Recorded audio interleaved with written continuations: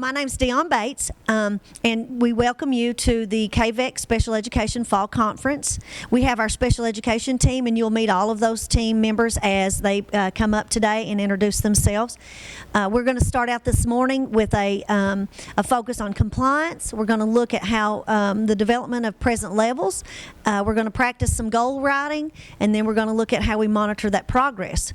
The afternoon session then is going to be around co-teaching, and we're going to talk about what those examples look like in a co-teaching classroom for math, for literacy, and for social studies. So we're going to see some examples of what that might look like, and then you all will have access to all the resources that we've shared today. So we appreciate you being here with us. It's a pretty full day. We'll break for lunch somewhere around 11:30 or 11:45. We'll take a quick lunch and get back. For those of you that are emergency and probationary teachers, you can use this time to serve as your 6 hours for your fall. Hours to report for to EPSB, so that'll be something that we want to make sure we get that, and you'll get a certificate for your participation today. So we look forward to a great day of learning. We do have someone monitoring the chat, so that if you want to chat with us virtually, and then we have the folks in person, you all just stop and pause us. Feel free to ask questions. We want this to be as interactive as we can possibly have that to be. And so without further ado, I'm going to turn it over to our due processes folks. We have Brenda Combs, that is a co-director here at KVEC, that's going to be along with Denny Paul, who's the lead for the due process. So we have both of those two that are going to present this morning for you. And I'm going to pass that off to Mr. May first, and we'll get started. All right. I'd like to welcome everyone. Certainly a pleasure to have you guys here with us today. It's good to be in the room with people, and then also our folks that are in virtual land. We welcome you as well to KVEC, and it's certainly a great day when we can talk about how we can improve outcomes for students with disabilities and outcomes for all students, if you will. So this morning we're going to talk about developing a present level, and we feel like that's the foundation. Any home that's built on a rocky foundation, it's not going to last very long, and we feel like the same thing about an IEP. We really feel like that it's the very key to getting off to a good start for a program for a student with disabilities. It's really what makes the needle move for them as we seek to close gaps and provide access to the general curriculum. So as a special education teacher, we know that we have a twofold charge to close gaps on skills and then to also provide access to the general curriculum.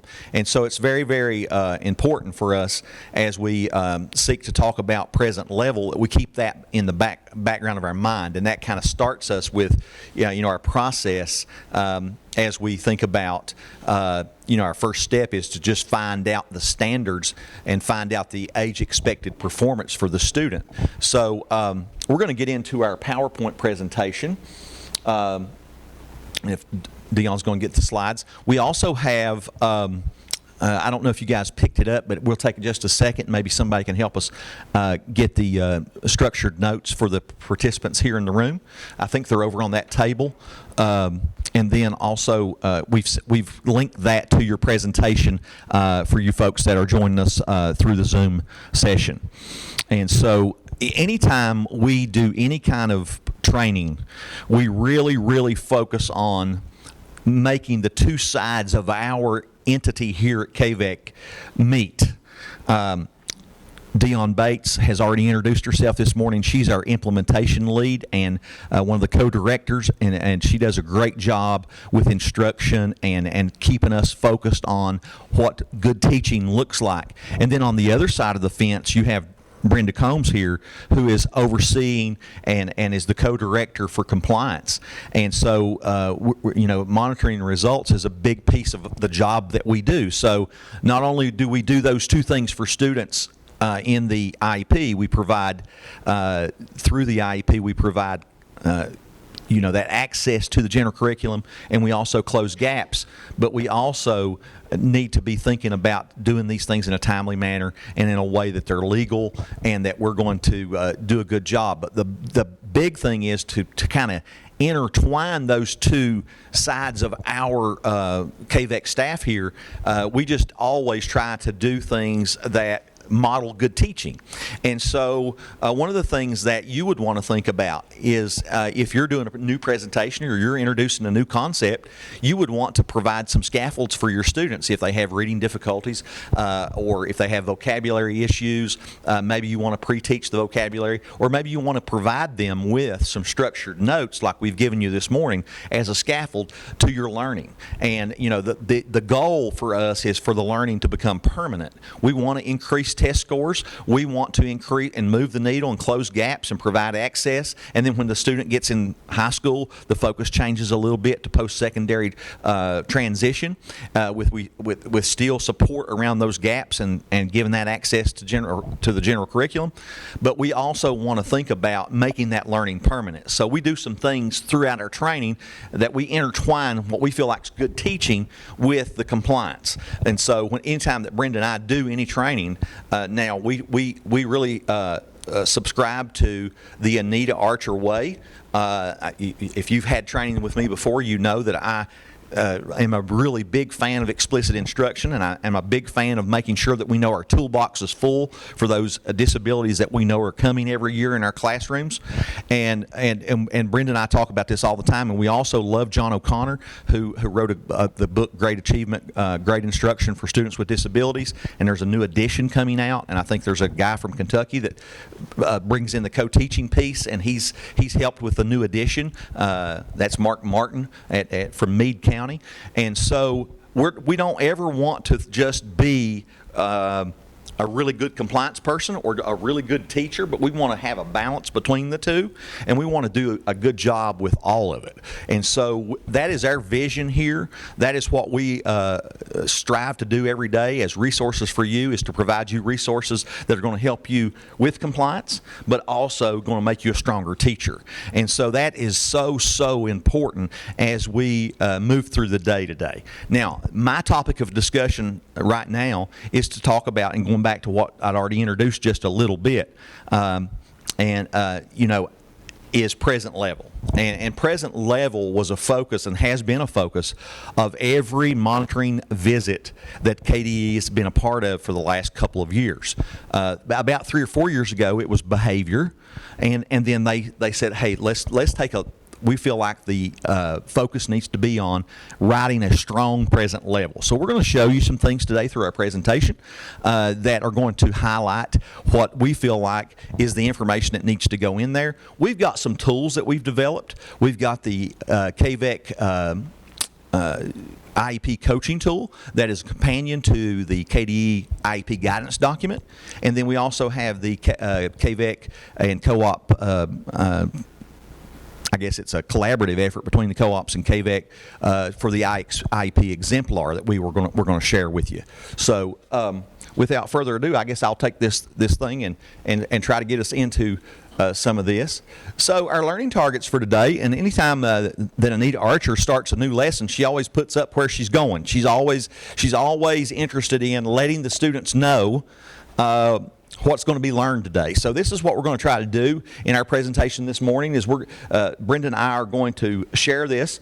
I'm going to do present level. Brenda's going to do goal development, and then we're going to share the progress monitoring at the end. And she always does a great job of keeping me grounded and keeping me on track. And I know that sometimes if we can give her another, I'm going to make it so you can keep me grounded and she can talk over me a little bit, because I get that teacher voice and that coach voice going, and I'm loud, but she always does a good job of completing my sentences. She does a good job of filling in the gaps that I might leave in the instruction, in the presentation. So I'm going to invite her as we move through this morning. If there's anything you want to say, Brenda, please, you have the floor anytime you want it. But our learning targets are, we're going to look at progress monitoring. We're going to look at present levels and baseline. We're going to look at annual goal development. development, methods of measurement and data collection rules and guidelines, and then infinite campus goals and monitoring. But we're going to focus this morning, and you can follow along with your guided notes, and you can take some notes as we move through. We're going to focus on present level. So right here is, this was the creation of our staff. This is, when you see this, you can see that we have created this infinity wheel to let you know that this process is ongoing. It's never ending once we get started with it, and it is a process. And when you sit down to write your present levels, you're going to figure out that you're going to have to pull information from a lot of places. One being the standards, another being maybe the previous IEP, or it might be, if it's an initial, it might be the RTI information, and you're going to have to establish some things about that student. And so we wanted to kind of highlight that progress monitoring is the center of all this, and the fact that once we get the first thing we start after the progress monitoring, or after the RTI, or after the eligibility, is we move to present level, and then we come right on around, and we've got it arranged as you develop your IEP. Consideration of special factors, measurable goals, and Brenda's going to talk about that today. Special design instruction, we'll weave some of that stuff in as well. Supplementary aids and services, and then we come back to progress monitoring in the middle again, and we're always thinking about checking for progress. And one of the things that we really need to think about is that the day of having one meeting for a student is almost a thing of the past, because we have to check for progress, and if that student's not making progress, then we've got to be thinking about either making an intervention change within the goal monitoring tab, or if we've got or if we have a goal that maybe is too difficult or is too easy for the student, then we've got to go back to the table, and we've got to sit down with the parent, and we've got to restructure that. And so you might have a couple of meetings over progress monitoring throughout the year. If you have a student that's not making progress, and it continues, and it's so far below the aim line that you've got to do something after a while, you've changed the intervention, and still he's not responding, so that goal's too hard, we're going to have to go back to the table. So I want you to think about that sometimes you can't just say we're going to do an annual review and that's all we're going to do. We've got to think about progress monitoring in the middle. That's why we put it there, right? Because we want you to think about, again, as we start to implement the IEP, and we start to get our probes being done weekly, or a couple times a month, or whatever we've chosen in the goal, that we've got to think about, is the student making progress? Does the trend look like he's going to make the goal, he's going to meet the goal? And if not, then we have to look at those interventions. And in the goal monitoring tab, I don't know if you guys have seen the video, but it's something you certainly need to wrap your head in. We've got it in our interactive agenda. We've got it linked for you, and we'll get to that later today. But it really shows you that when you have 3 data points that are well below the aim line, you've got to make a change in that SDI. Now, you don't necessarily have to go for a meeting at that point. If you can switch the SDI, if you can tweak the graphic organizer, if you can change the mode of teaching a little bit to see if it's going to make an impact on the student's progress, then that's certainly what you can do. But in this case, then we would go on, and so we have to think about our accommodations for assessment. We got to think about our modifications and supports. We got to think about our least restrictive environment statements and how they match up with our services page. And then if there's any related services, and extended school services then being the last big rock that we talk about with IEP development. And so one of the things that I want you to think about this morning is we're going to do a little activity here, and if you're playing along at home with us or in your schools, we want you to think about this for a second. But if we were in this classroom and we were thinking about engagement, we would want the gentleman here. Remind me of your name. I'm sorry. Marvin. Marvin, do you care to move over here? I'm going to give you number 1, and your name. Brandy. It's nice to meet you, Brandy. Brandy, you're going to be number 2, okay?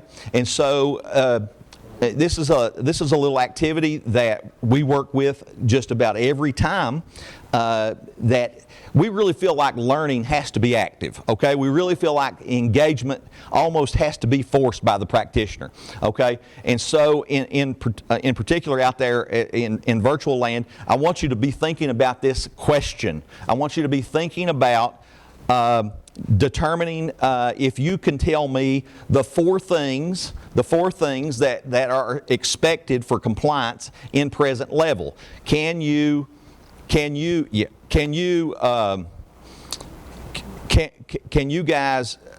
think about the question and just get out a piece of paper and jot down, first of all, number ones and number twos. If you can jot down, and if you're on the Zoom session, if you can jot down the four pieces of a present level. I want you to write that down. I want you to think about that question.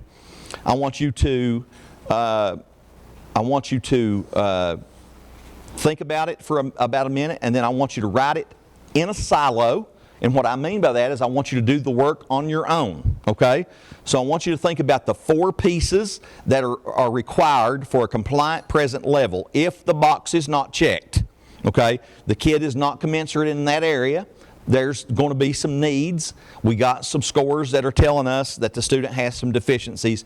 We've got a determination of eligibility that says the student is eligible, okay? We know what the disability is. So just on a blank sheet of paper, or you can use your structured notes, either one, you can write down the things that you might think that might go in present level. And so what we're going to do, rather than we're going to have you do it in a silo, okay? And then after you've had a chance to write those four things down, we want you to think about maybe having a discussion about those four things with your partner. So 2 is going to tell 1 what you came up with, and 1 is going to then say, have you thought about this or have you thought about that? And then you all have that discussion, and then you go back to your paper and you restructure your answer, and maybe you define those things. Maybe what can you think as you develop your discussion, can you think about the things that may go in that discussion? What are some of the items that go under those four pieces? Okay? And so just think about that for a second, and then after you develop your answer, I want you to have twos. I want you to tell 1 what you got, all right? And then I want you all to have a discussion about it and maybe break each section down just a little bit, and then we'll go to the handy-dandy notebook up here and see how our information meshes with your information, okay? So you all have that conversation right now, and we'll be certainly, and we want you to, if you're in joining by Zoom, we want you to write those things down, put them in the chat. In just a few minutes, we'll want you to place those in the chat for us, those 4 areas of present level. So the whole time that we're monitoring this discussion, we're kind of peeking over the shoulder, we're monitoring the progress, taking a check of the formative assessment that we're doing here. So we see that some of these answers are emerging, and we're seeing that, would you like to tell us just one of those while you're telling him? You're having that discussion, and what we're wanting to do is the research says to put kids in small groups of 6 to 8, and the research says when you put kids with 6 to 8 participants, that you have mixed ability groups. Some people are going to come with more experience today. Some people are going to have more answers. Some people are going to be brand new and maybe not have as many answers. So the learning occurs between one another. So you learn from your peer here. It's kind of a forced engagement. So would you like to tell us, Brandy, and tell the audience maybe just one of your elements? I put baseline data. She has baseline data, and what can you elaborate a little bit on that, or maybe you could elaborate on baseline data? Have you thought about baseline data as far as how that goes and works within the present level? Yeah, but I usually start out getting baseline data so that I can produce a goal that goes along for the child. You know, Okay, perfect. baseline, if you figure out what you might want to do, get some baseline data, and then based on how he does there, you can adjust. Do you have anything to add to what he just said about baseline data, Brandy? I usually just pull like map scores and get like their low areas, like if they're low in geometry. Or Mm-hmm. That's how I build my goals and the strengths and weaknesses off of that map scores. Right. Monitoring progress. Exactly. So she said she's using MAP scores to build her goals and to look at where the student is. So that's a great place. Now, do you have any others there that you would that jump off the page that you would like to discuss with us, and maybe tell us about The other what else piece? goes there? I also have strengths, what the student's good at, weaknesses, where the student needs to work some more, and then the adverse effect, just how the disability affects the student in the classroom. Thank you. So right now, if you're playing along, if you could just drop, and I think we've got some participants that have dropped in the chat. And Dion, you have a... Yes, I was going to share with you Yeah, just- all so that you guys that are here with us could hear those as well. Jeremy says he added the baseline data. He put a note in here about data from tests, from progress monitoring. Perfect. Strengths. You want me to go ahead and read these, Dan? Yeah, sure. Go ahead. And weaknesses and adverse statement. So that was one from Jeremy. We also had Dina, and she said strengths and needs, baseline, progress data, supporting test scores, adverse effect. Perfect. And I've got some more. We've getting some Just really keep good getting ones. keep getting some good answers. I see that chat's up to 19 there. We've got Yes. 19 pieces in there, so that's great. Brent says baseline data, strengths and weaknesses, impact statement, progress monitoring data. Mm-hmm. And we hear some different terminology, Right. but impact statement, adverse effect statements, those are kind of interchangeable. So that's fine. And then Victoria says strengths and weaknesses, baseline, adverse effect. Yes. And so we hear that you guys, and so we're thinking about, okay, now on the fly as we're teaching this class, we've identified that you guys kind of know what goes in there, right? So that maybe we know where to enter our instruction. Okay, it's kind of a formative assessment, if you will, as we go. And so we've identified that we've got several people in our Zoom session, several people here in the audience that already know what goes in present level, but maybe we just need to talk about and further develop it a little bit. And as we move through, we'll just keep working on these little. But this is this strategy that we just worked on is one that we like to use quite a bit in our training. We really feel like it's an effective way for engagement. We really feel like it's an effective way to make sure that we can check for some progress. We can check, just think about it. If you had a goal for this, could we easily take data from what we looked at just by walking around, looking around, talking around? And, that's how easy formative assessment can occur in your classroom. And that natural progression is going to help you with your next step in your instruction.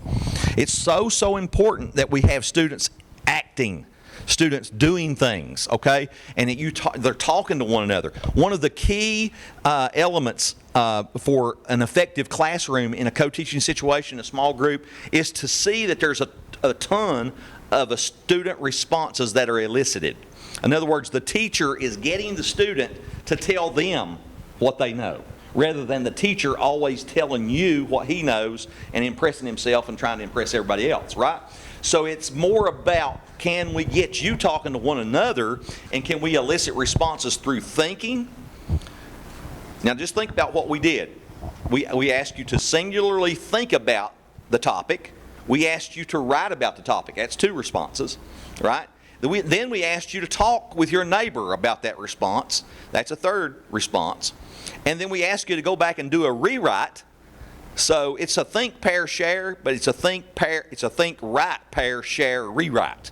And so we really feel like it's a strong strategy if you're introducing a new concept to students with disabilities or students in the gap, whomever. If you're in a co-teaching situation and you get in a small group, you got mixed ability groups, it really says one of the things that we really, really need to do is give the students time to practice. You give them feedback. You never sit down. You're walking around. You're looking around. You're talking around. You're teaching with passion, and you're eliciting student response, and you're having them practice under your watchful eye. And then it's not only giving you some data to see if they're making progress, but it's also informing your teaching as you go.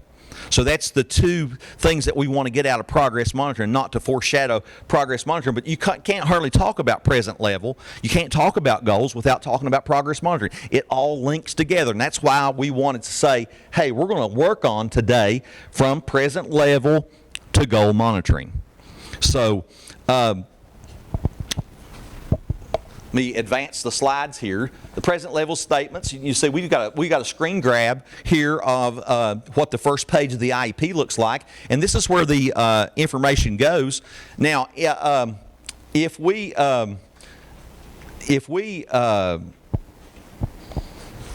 we've got some areas and we've got little check boxes, and the wording up here, like on that first one, is communication status, right? And it says performance commensurate with similar age peers, right? Performance commensurate. We got to understand what commensurate means, right? We got to be in a range, okay? It doesn't actually mean you're exactly on grade level or you're exactly like another student. There's no such thing as really smack average if you're really talking about a classroom. You know, kids are, they're all over the place, you know, when we start looking at that. So when we think about what is commensurate, if the child is commensurate, commensurate's going to be that they're going to be able to be on a range of expected age performance, a similar range of age expected performance. So when you look at the standards, how should a kid be communicating? Are they communicating like an expected age performance, a similar age, similar performance? And so then you can check the box as commensurate, okay? And then if you leave the box unchecked, and this is straight out of our coaching tool, if we may be able to get to the coaching tool here in just a second, and I'll show you what it looks like. But we've got if you leave the box unchecked, we've got direct steps that you're going to take to develop your present level. And you guys already have a good handle. You have a good handle out there in virtual land. You have a good handle here at KVEC today, the participants, on what is, you know, the 4 pieces that make that area compliant. But then, you know, we just need to grow that just a little bit. As I heard some of the conversation, as I heard some of the talk, we want to talk about really what goes in. And then, you know, as Dion moves us through the slides and moves us between some of these places, we also have an IEP exemplar, and we can show you what the finished product looks like. And so right now we want to think about if we do not check the box, we have to always have the 4 things, right? We always have to have the 4 things, unless we're talking about the area of transition, and then general intelligence is slightly different too when you write your present level. For example, you do not write a goal from general intelligence, but you have to link your information in general intelligence and the impact it's having on other areas, and you know when you're talking about baseline. So you wouldn't do baseline in general intelligence. You would link it back either to academic performance or functional performance. And then so, you know, this present level sets the foundation. It sets the stage for instruction, and it's really going to tell you, it's going to provide a roadmap, if you will, of where the student is right now, where are they presently functioning, and what is the target that we're shooting for. Okay, so there's some things that we have to do in order to determine what the level is, and also to determine what the target is. And so, thank you. It's right there, IEP coaching tool. Yeah. I was just going to give them a glimpse of that real quick. So as we're looking at this, and we go into this, we see the infinity wheel there at the top. That's our creation, and getting some bleed over. That's okay. As long as you guys are listening, that's all right. And so as we move on down, Dion, down to the present level section, go on down to the academic performance piece. Or no, I'm sorry. Start there at page, with the communication. Come on down just a little bit. And I'll show you just one step down, right there. Okay, so look up here. We got in this column over here, we got considerations for marking commensurate with similar age peers, okay? If you're writing a goal, you do not need to check this box because they are not commensurate. Pretty straightforward, right? If you do not check the box, then you must address strengths, needs, data, and adverse effect. We've already established, you guys know that, right? That's great. And then if you do not check the box, then you must address those things. But then already said what's in here. General intelligence and transition are slightly different in your development of your present level. And we can show you that as we move through. Now, if we're looking at, we put this out here as a way to have you kind of organize your information. It's a graphic organizer, if you will, another scaffold, another tool for you to use to remind you, hey, I've got to have, if the box is not checked, I have to have these pieces, right? And Brenda looks like she wants to say something. I don't really want to say anything, but I just came over here to help out. But I am going to talk a little bit about the format. If you'll notice up here, I'll be his Vanna White. I'm not as pretty as she is, but I'll do the best I can. But if you'll notice that everything that's here, we have it already bolded up here. So when we come in and look at your folders, or KDE comes in and looks at your folders, or looks at them while they're at KDE, because they can do that. They've got that permission to do. So they can look at this and they can see, oh, they have all of these already there, and they can read through that very briefly and find out the strength, the concern, your adverse effect, your baseline data, and that type of thing. So one thing that we want to make sure is that baseline data, they go through there and they just skim, they look for numbers, because that is what tells us if you've got that baseline data. So I'll be quiet and let him go on. Okay, so a note we have here. One of the areas is clearly that we're going to write strengths about the student. And, sometimes we will review files and we will see that there's nothing mentioned that the student can do, okay? And when we talk about strengths, it gives us an idea about how the students learn best, okay? We want to know what they do well so we can accentuate the positive. We want to, in an ARC meeting, be able to share some of the positive things that the student can do. Any plan that we develop needs to have the input of the parent. That's part of FAPE, okay? And if we'd have had much more time this morning, I would have taken you through a little exercise to introduce FAPE.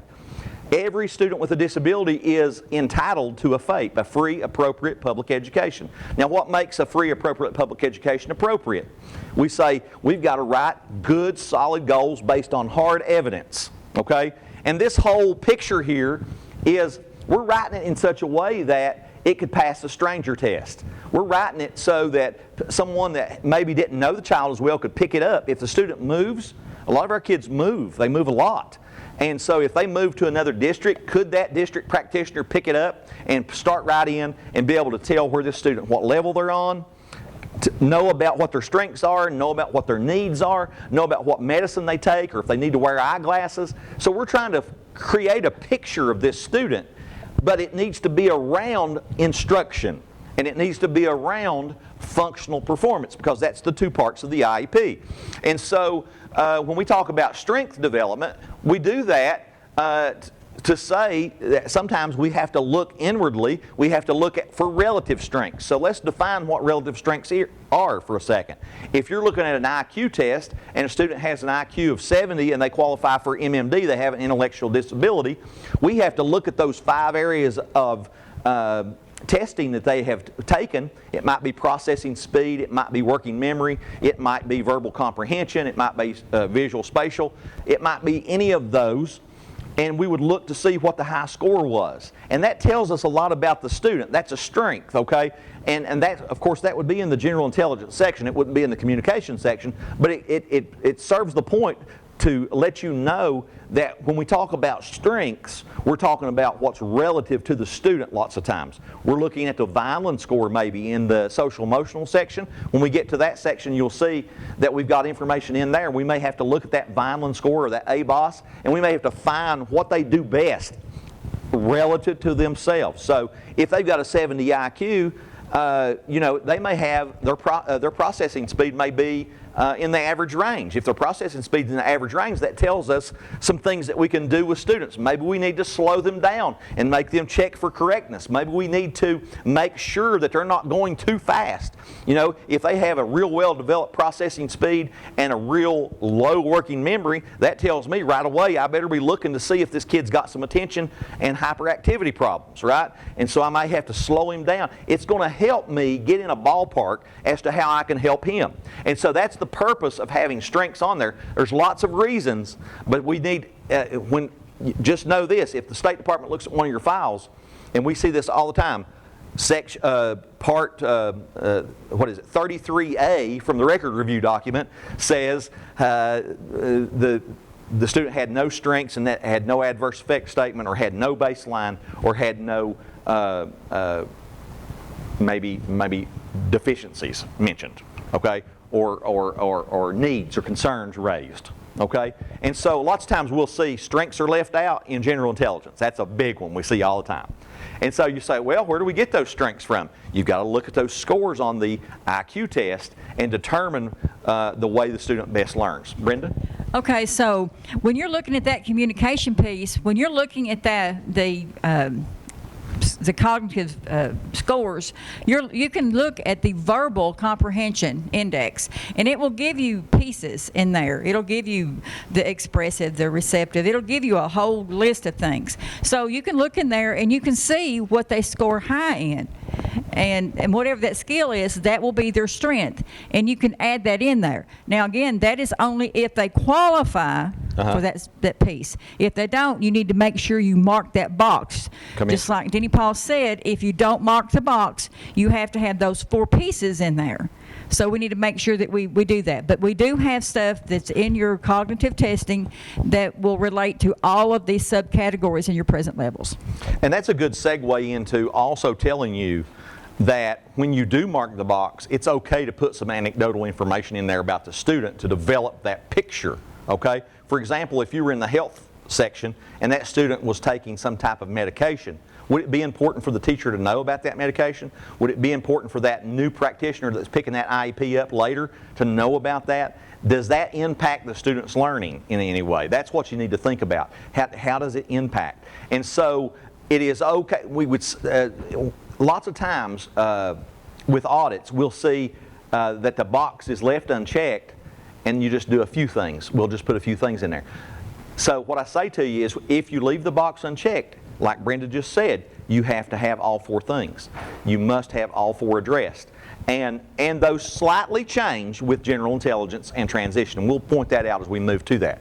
So this note right here is the one that I wanted to point out. And when we were talking just a minute ago, we were talking about where do we get our information to set the baseline? Where do we get that information from? Okay? And that, I feel like that is a big, big piece and a big part of understanding all of what we're going to talk about today. Okay? So if we are talking about a MAP score, if we're talking about a STAR score, if we're talking about a psychological evaluation, if we're talking about screening information from a communication test, those big tests are given, those screeners are given infrequently, okay? They are not what we're going to use to develop our baseline. Now, they are going to put us in an area, okay? So we get our MAP score, we see that the student's well below the benchmark for reading fluency, okay? We know that's going to impact comprehension. We know there's certain things that are going to happen with that student, okay? That benchmark score is a score. It is a supporting score. So when we talk about progress data and supporting scores or supporting evidence, that's what we're talking about with a MAP score, okay? The MAP score is going to put us in an area, It's going to put us in a location where we can further diagnose the student's problems. And we're going to look for, because see, the IEP is not intended to be the entire curriculum for the student. The IEP is a vehicle to move the needle, to close the gaps, to provide access through supplementary aids and services and accommodation, modification.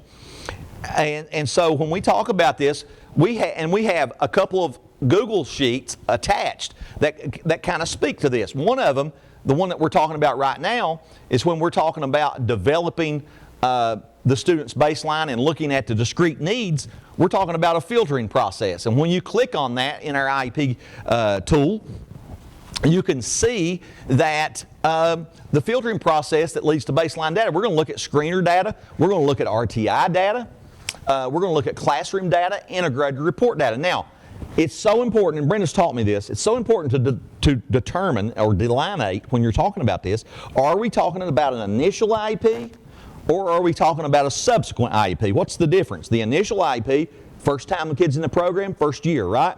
So where's the baseline data going to come from? Where's the information going to come from? You know, we got one of two choices. We can either have well-developed RTI in our school, and that RTI has well-developed programs and strategies and good data that's going to tell us exactly where that student is performing. How many words can they read per minute in fluency? It's going to tell us that. And we can just transfer that over, and that gets us started. But now when we go to a subsequent IEP, we've got to look at that previous progress monitoring, and we've either got to look back 4 to 6 data points and see where he was at the end and pull that forward, or we got to do our own new probes. I have this question all the time, and this question is, the person before me didn't do progress monitoring, so I don't have baseline. What am I supposed to do? That question comes up lots of times. Do you guys struggle with that in your schools? Is there, you know, when the folders are passed along, oh, well, I didn't have real well-developed RTI, or I didn't have real well-developed progress monitoring, so I don't have any data to really set my baseline.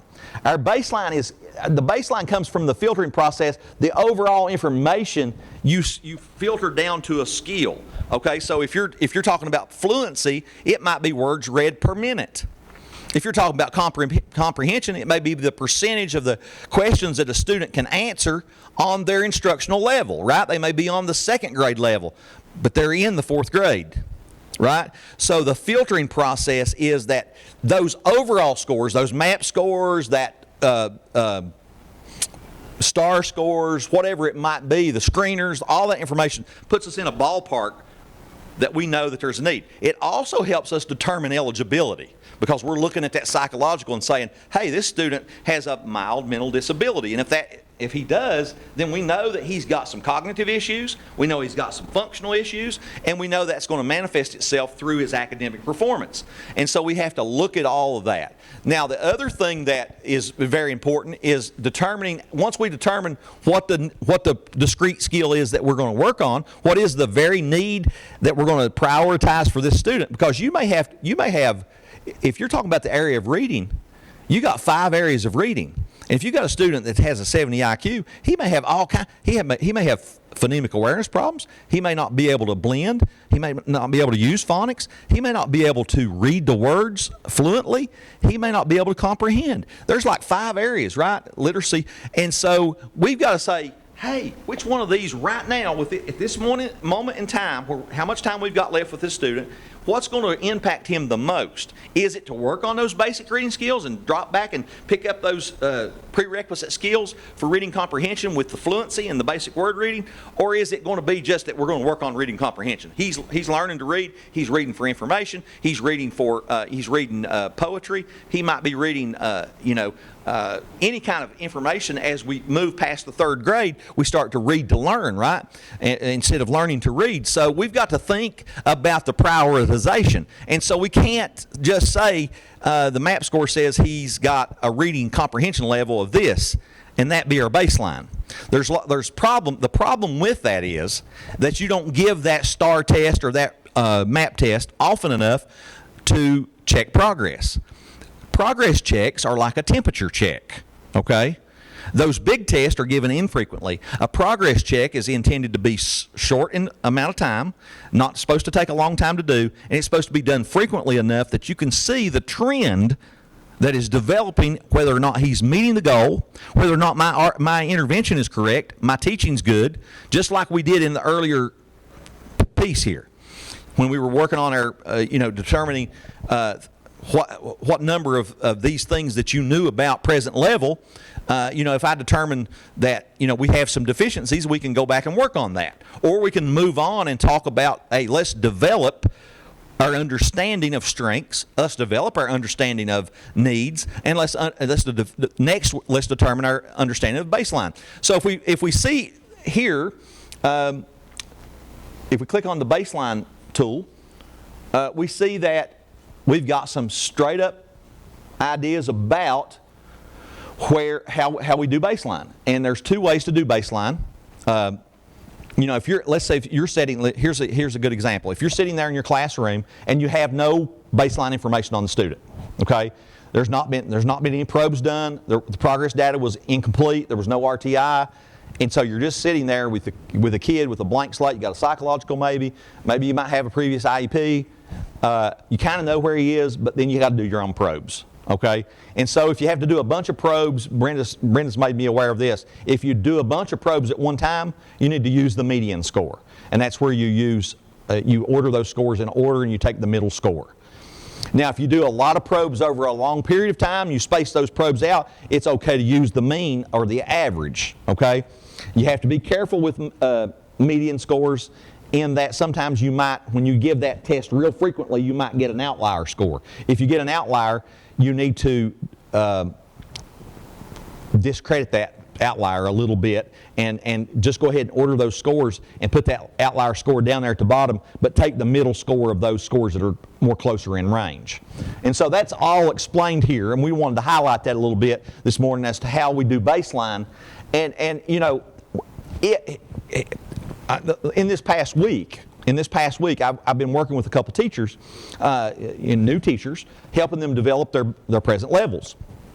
And the first step is to look at the standards, okay? That gives us a target. That tells us what a similar age performance should look like. Reading comprehension 4th grade, this is what the student should be able to do. Can they pick out the main detail or the main idea and pick out a couple of details? Can they inference? Can they answer questions around that? That kind of thing. And then we back up, we see this kid's operating at the 2nd grade level. So we've got to write a goal on the 2nd grade level. But we have to probe him and find out what his baseline is. So we have to give about 4 to 6 data points to determine his baseline. And so it's very, very important that we understand that we've got to get our own probes. And we got to get them from somewhere. And when we do that, we have to give the same type of probe every time, and we got to use the same tool to measure the verb and to see if the progress is being made, or to determine what baseline and what level the student is on. Okay, so the other piece of this then is to look at adverse effect. And there's a couple things that we do with adverse effect. If you look at the record review document, it says for adverse effect that we're going to tell how the student is impacted in the general curriculum from the disability. So we have to understand the disability, we have to understand what the disability is going to look like, and we have to be able to go in and find what the disability, how it's going to manifest itself and what it's going to look like in the classroom. And so if you've got a student that has low verbal comprehension, we've got a tool in here that will tell you exactly what that looks like. And we'll get to that in just a second if we have time. And so did you want to say something? I just wanted to let the participants know that Chastity dropped in the chat the link to our IEP coaching tool if they wanted to follow along as you're talking about these things. Wonderful. That's available for them in there. Okay. So I was talking about adverse effect. And so the one thing is we got to tell how the disability impacts the student. But we also have to look in the standards. And we have to determine what the age expected performance is, and we got to make a comparison, because that's where your gap's going to come in. That's going to show Because when you're developing your IEP and you're developing your present level, that gap that you determine, this student's in the 4th grade, and this is what a 4th grader is supposed to do in reading, but here's where our student is, that gap shows that he is eligible, number one, and number two, he needs specially designed instruction. So you're really reestablishing eligibility each time you have an annual review through that process. So you have to look at the standards and you have to say, hey, as far as the needs that we've brought up, here's how a student is supposed to perform, an age-expected performance in this area, and this is the adverse effect emanating from his disability, and this is how all this ties together, and this is exactly where he's operating. So we've set the roadmap, we've set the baseline, we've set the foundation, we've determined where the student is performing, and we've determined where we need him to go, and our job is to close that gap. Now, when we're closing that gap, we're working on skills, and we're probing, and we're backing up and getting those prerequisite skills. But all the while, our expectation is that we provide accommodation, modification, supplementary aids and services, scaffolds, all kinds of tools to provide them access to the 4th grade material. So you have to do a blend of that. Man, that's a tough job, isn't it? That's why I say you guys have the toughest job in the school as far as instruction is concerned, because you're expected to know all these strategies, you're expected to get all this paperwork done, and you're expected to blend that student's IEP together so that he can have access to the 4th grade, but we're working on the 2nd grade. One day we're working on the 3rd grade. You know, you're all over the place. But if you don't have a well-developed present level, you don't have a starting point and an ending point or a target to shoot for, then you've got a deficient IEP and one that's non-compliant.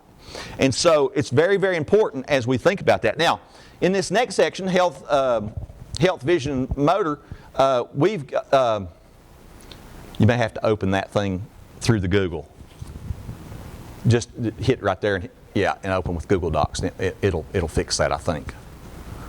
Thanks to my friends in the office, or in the holler, I should say.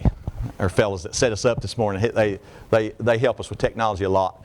But what I was going to say about that on the health, vision, motor, that's the place where you're going to talk about things like under health.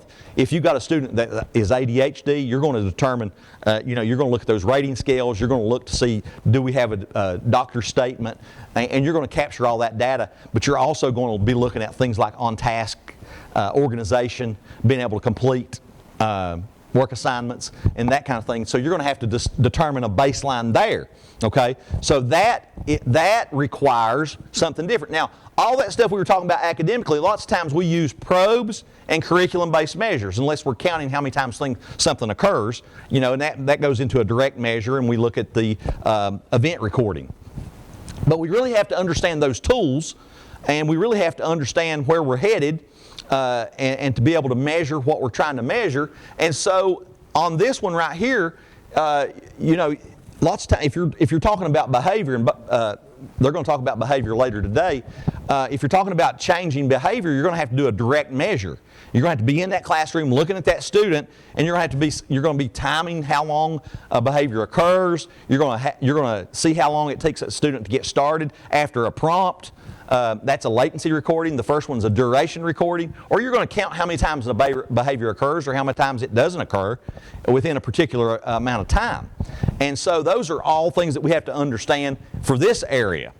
And so we've got all the things and the information that goes here. We've got our strengths, we've got our needs, we've got our baseline, and we've got our adverse effect. And so we kind of talk you through that whole thing. And then a link to this is we've got a data recording link, and you don't have to go there, Dion, but it's a really nice website that explains all those tools for behavior modification. It explains the duration recording. It explains the event recording, the frequency count. It explains the latency.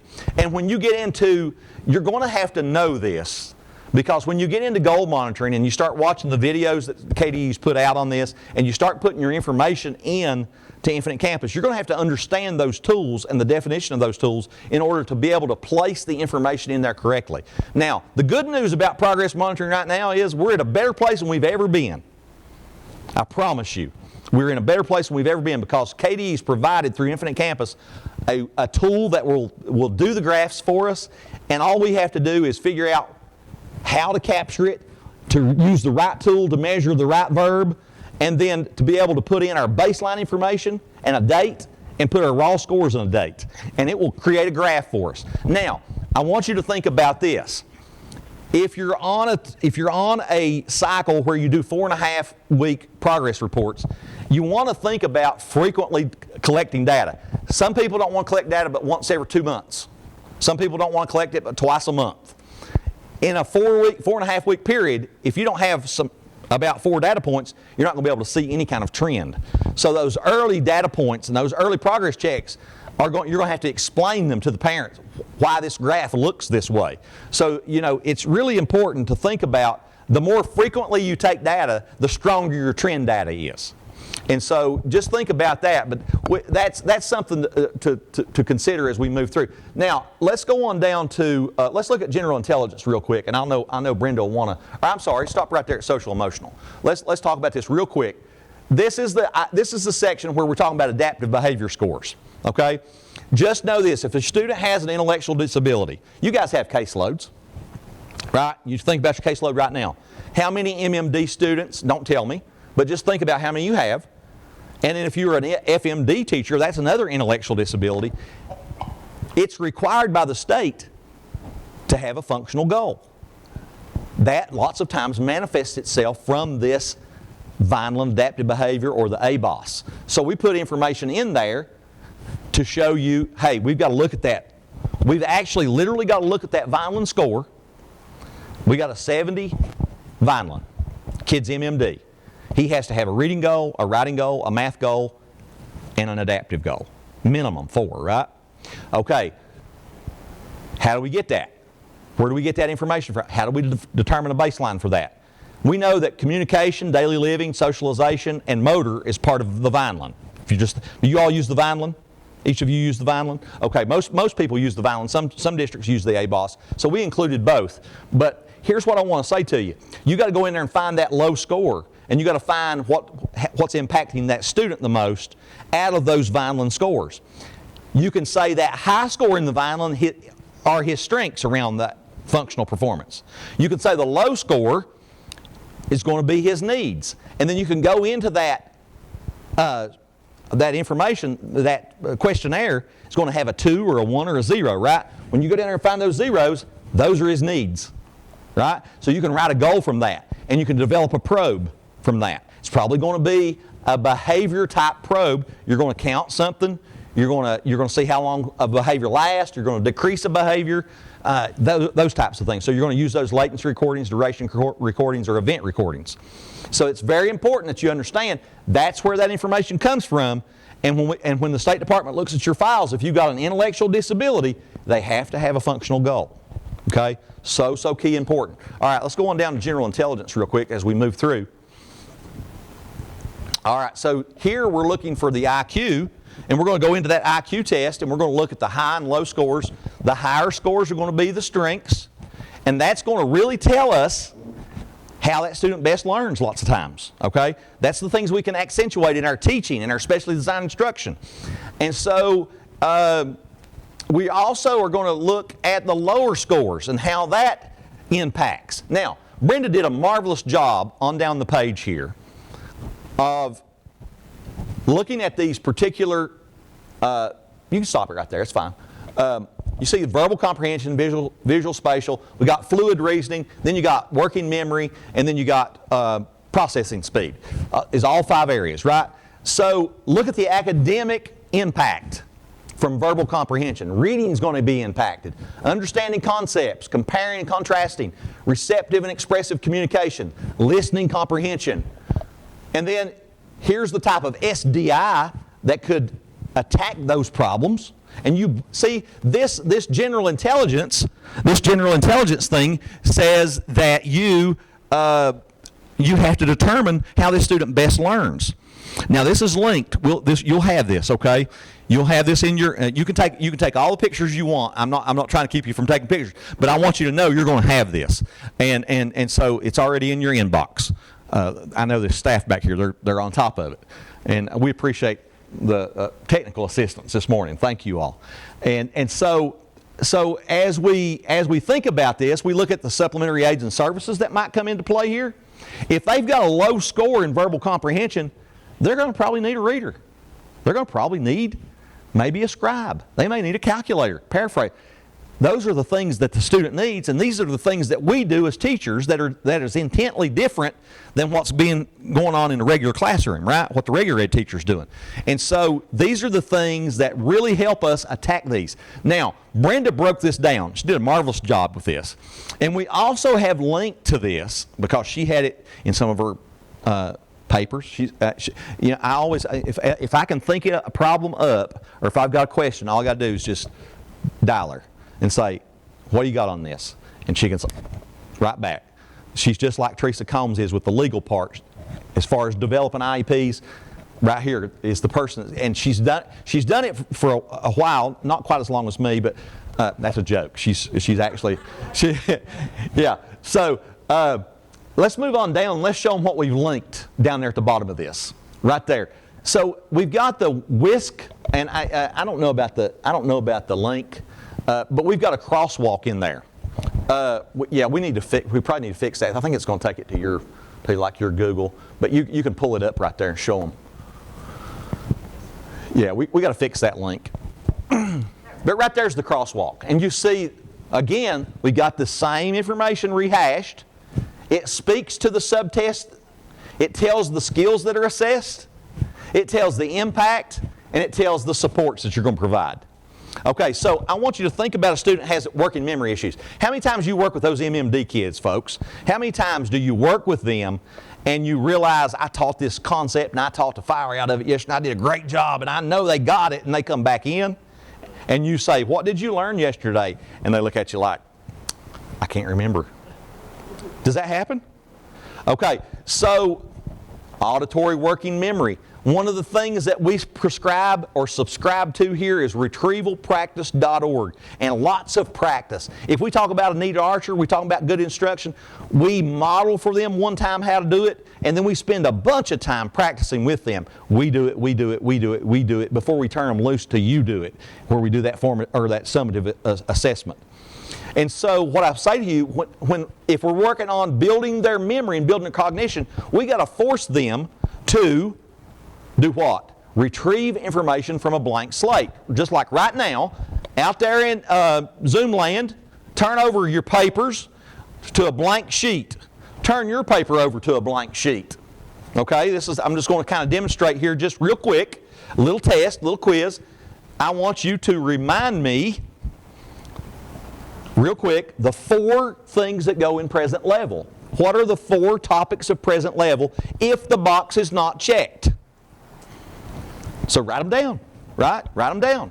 And now the whole time here, I'm going over here, and I'm looking, I'm talking, I'm walking, and I'm assessing.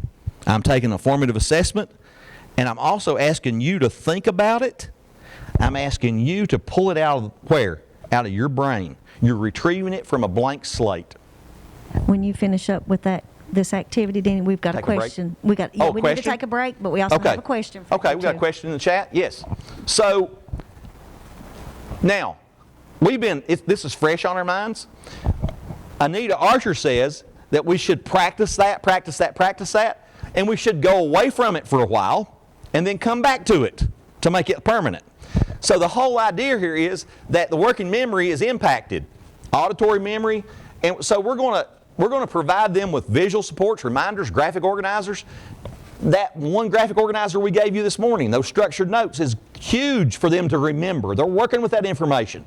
But then we're also forcing them to give us information out of their brain. So you've got to get them started somewhere. Those MMD kids, when they come back to your classroom the next day, you've got to say, you've got to remember one thing that we worked on yesterday, and you've got to tell us right now. You've got to write it down for me. You see what I'm saying?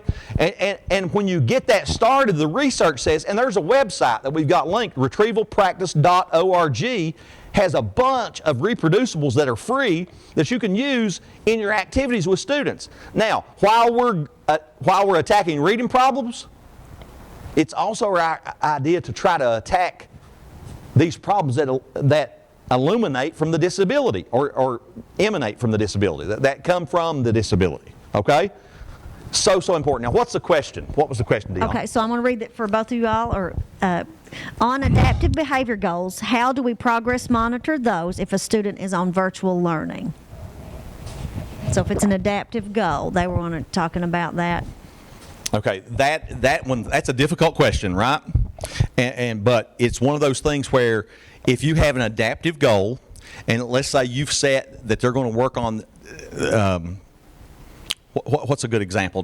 Daily living, okay? Or task completion is a good one, okay? Task completion. So you give them a task within that virtual instruction, and you're going to count how many times they get that task completed, and they're going to have a checklist maybe to go by. So that would be one way that you could do that. You know, if you're working on communication, it may be that you're going to have to watch them have a conversation. You know, with certain prompts, or maybe you're going to have a conversation with them back and forth. So you're going to have to really think outside the box. And Brenda's got something right on the tip of her tongue. It's going to be much better than what I just said. I doubt that. But anyway, when you're doing virtual, what you have is you get to see, hopefully, the student. And I would demand the camera stay on while they're at home, because they could turn the camera on and they could leave. So how do you know that they even tried to do any type of work? So leave the camera on, and then if you put them in breakout rooms for different skills, then you can monitor that goal, the adaptive behavior goal, whatever it is. If you have a certain one, you might want to put it in chat, and we can explain that, or you can email us and we can send you some things. Again, we have that website that you can go to that is absolutely fabulous, and we try to do those things for you. But breakout rooms, and then if you Zoom with them, or use even if they contact you over the phone, and you can probe them and do some things that way. It depends on the goal. Really, that's the reason why I'm throwing off, because I'm trying to figure out different things. Mm-hmm. But putting them in that breakout room will help them and help you to monitor whatever that goal is. So if there's any certain particular one, just email us and we'll send you some stuff for that. Right, and I was just thinking too, Brenda. You know, if it's motor skills, if the motor skills are deficient on the Vineland, you know. Maybe you give them, you know, you set up those skills that they have to do. If it's fine motor, or if it's gross motor, if it's, you know, those large muscle movements, gross motor, or those fine muscle movements, you'd set that up with them, and you would take some data from just watching them perform those skills. You know, so there's ways around it. You got to think outside the box a little bit, and it does push us a little bit. And it was a great question, and keep those questions coming as we move through this. Okay. Now they can also use, if they like the motor skills and those types of things, they can use things from home. You like to pick up things. They can pick up Cheerios, or right. If they're using fine motor, they can use different things at home that they have. Now, some districts actually take out materials to the students and drop them off, so they have those, and they can watch them and monitor those while they're in virtual land. Got to really think about the goal and developing the goal. And when we develop goals, and this is great. I'm glad they brought this up, because it's a great conversation to have, because we are faced like no other time in our life in this pandemic with this outside of the box thinking. So we really got to write our goals as we develop these IEPs and kind of think about a hybrid kind of situation. How's this going to look in school, but then have that contingency plan built into how it's going to look as we provide special design instruction. Now, the OSEAL and OSEP has said, hey, there's no break in special design instruction just because you're in virtual. You've got to continue that. You've got to continue to give that to the student. They are entitled to a free appropriate public education. We got to keep that going. As we come back in the Zoom session, our folks out there, we're just having a little brief conversation with participants here in the room, and I wanted to start with a question. So, Marvin, do you care? Marvin, it works with 6th, 7th, 8th graders at Johns Creek Elementary in Pike County, and he's going to pose the question here for us and help with some clarification on some of the things that we presented this morning.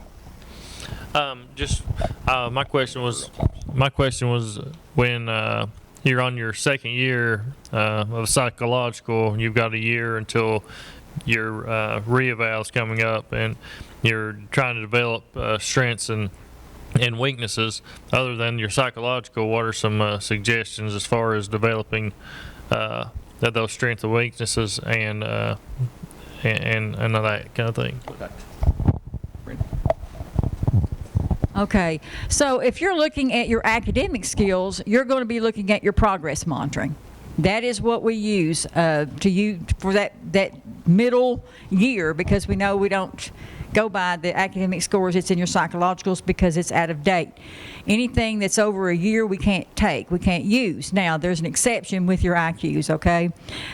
We know that it doesn't vary much, but sometimes it does.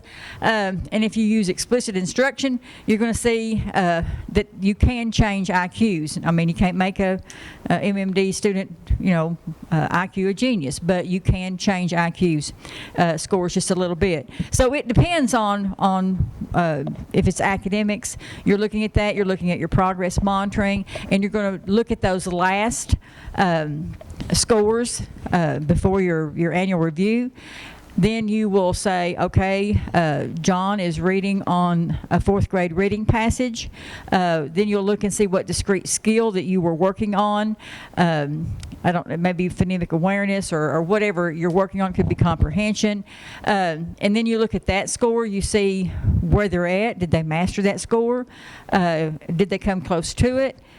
And remember, when you write the goal from that, it's going to be a year from that. So if John was reading on 4th grade level, he's got to about 4.8 through that year, then you're going to write your goal for 5.8. It'll be for a year. Keep moving later. that progression Keep moving along. it. Mm-hmm. That's what you're looking at. And you don't want to move it way up, because remember, you only have a year to do that in. And you don't want to make it too low, because you might master that, then you have to have another meeting. And then it depends on the student too. You know your student, you know the progression that they go by, so you can use that at your own discretion. And I will say this too, you're going to have this discussion with yourself, okay? As you think about your present levels and as you're developing your IEP for the student, you're going to ask yourself, did they master that goal, okay? If they did master that goal at that particular level, that becomes a new strength for them, okay? You could turn that into a little bit of a strength, but you ask yourself, is the goal going to remain the same somewhat? Is the behavior going to be the same? And if it is, you use the same tool to measure it. Okay, and you just keep going with that goal, but maybe you change the criteria and the degree, and so you would move that. Maybe the goal was to get him to 70%. You're going to move him to 90% now, or you're going to slightly change that circumstance a little bit about how the instructional level of the student may have changed, like Brenda said. And so you've got to look back, and if you have progress monitoring from the previous teacher, you look back at those 4 to 6 data points at the end, and you can take an average of those 4 to 6 data points, and you can bring that baseline forward. If you don't have that, though, you become a Googler, right? You're looking for probes, and you're looking for probes that match what the standards say, right? What skills are prerequisite to that grade level performance?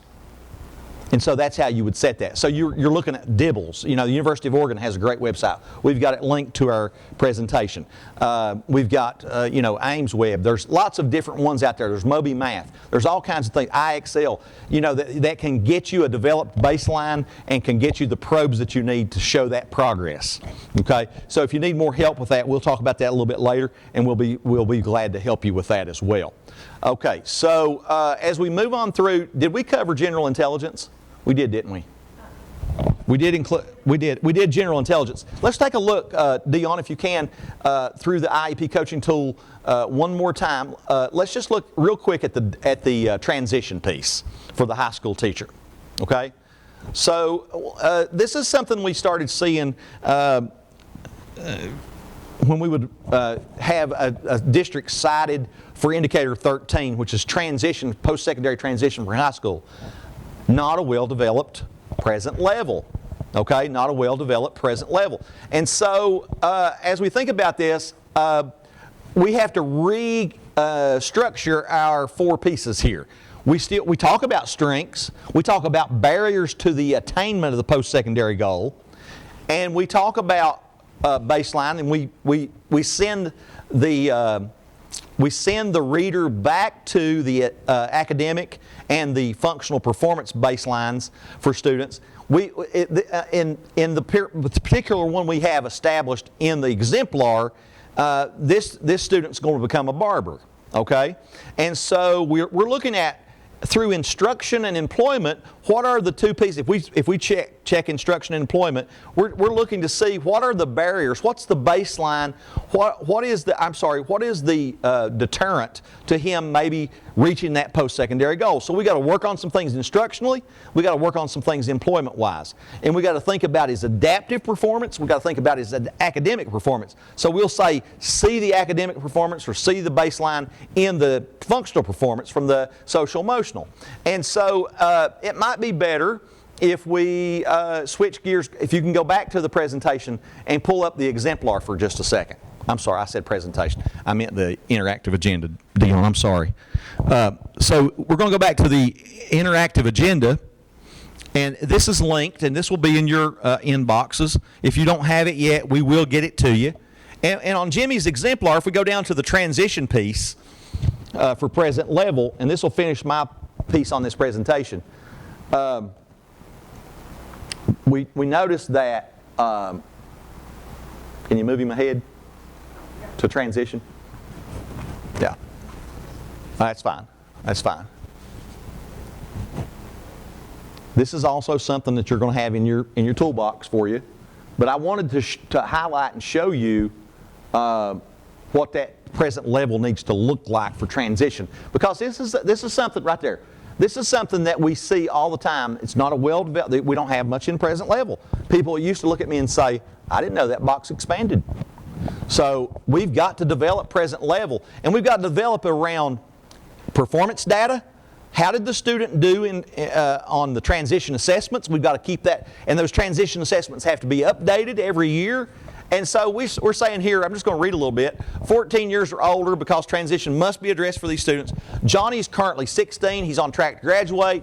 Here's how he did on his assessments for transition. We identified that he has 3 job interests: barber, chef, and singer. His father is a barber, so he wants to go to barber school, and he wants to become a barber. But we know that Johnny's got intellectual disability. So we've got to attack his ability to do math. If he's going to have his own business, we've got to think about that and how that goal is going to support his post-secondary transition. But you see that how we've got this laid out. Again, we're using those bolded headers, instruction, employment, and we've got the information there. But when we think through this, we're going to talk about his strengths, we're going to talk about his needs or his barriers to attaining the goal, we're going to talk about his baseline, and we're going to talk about his performance on transition assessments. So that's how that one differs a little bit from if you go back to the academic performance one. If you just go back up to the academic, it's just up the page. Yeah. And you look at our exemplar there, you're going to see that we're talking about baseline data.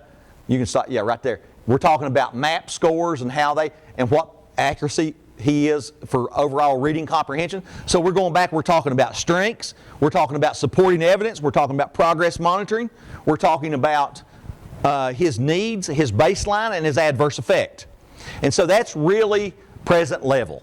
Okay? That's really where the rubber meets the road. You've got to understand what goes in each different one. Academic performance, social emotional, communication, they're lots alike. But when you get to your general intelligence, it changes slightly.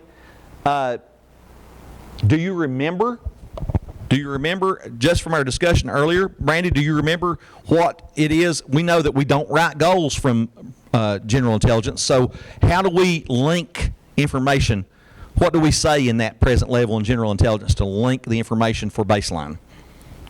Do you remember? It's the academic performance. Academic performance and also functional performance. We want to think about the social emotional. We want to think about those types of things. We also went over the health section, and we know that if you have a student that is ADHD, OHI, that's how they qualified. We've got to attack that problem first.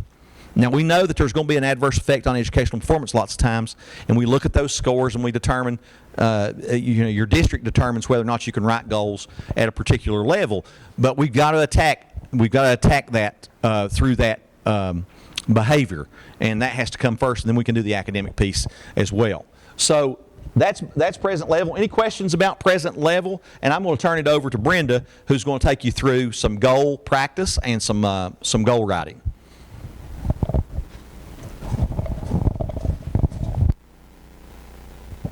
Okay, I am Brenda Combs. You all probably already know that from this morning, and I'm going to go over some measurable annual goals, how to write those. But the first thing I want you to look at is, again, this is another Anita Archer thing, is we want you to know what we expect you to understand by the time we leave today.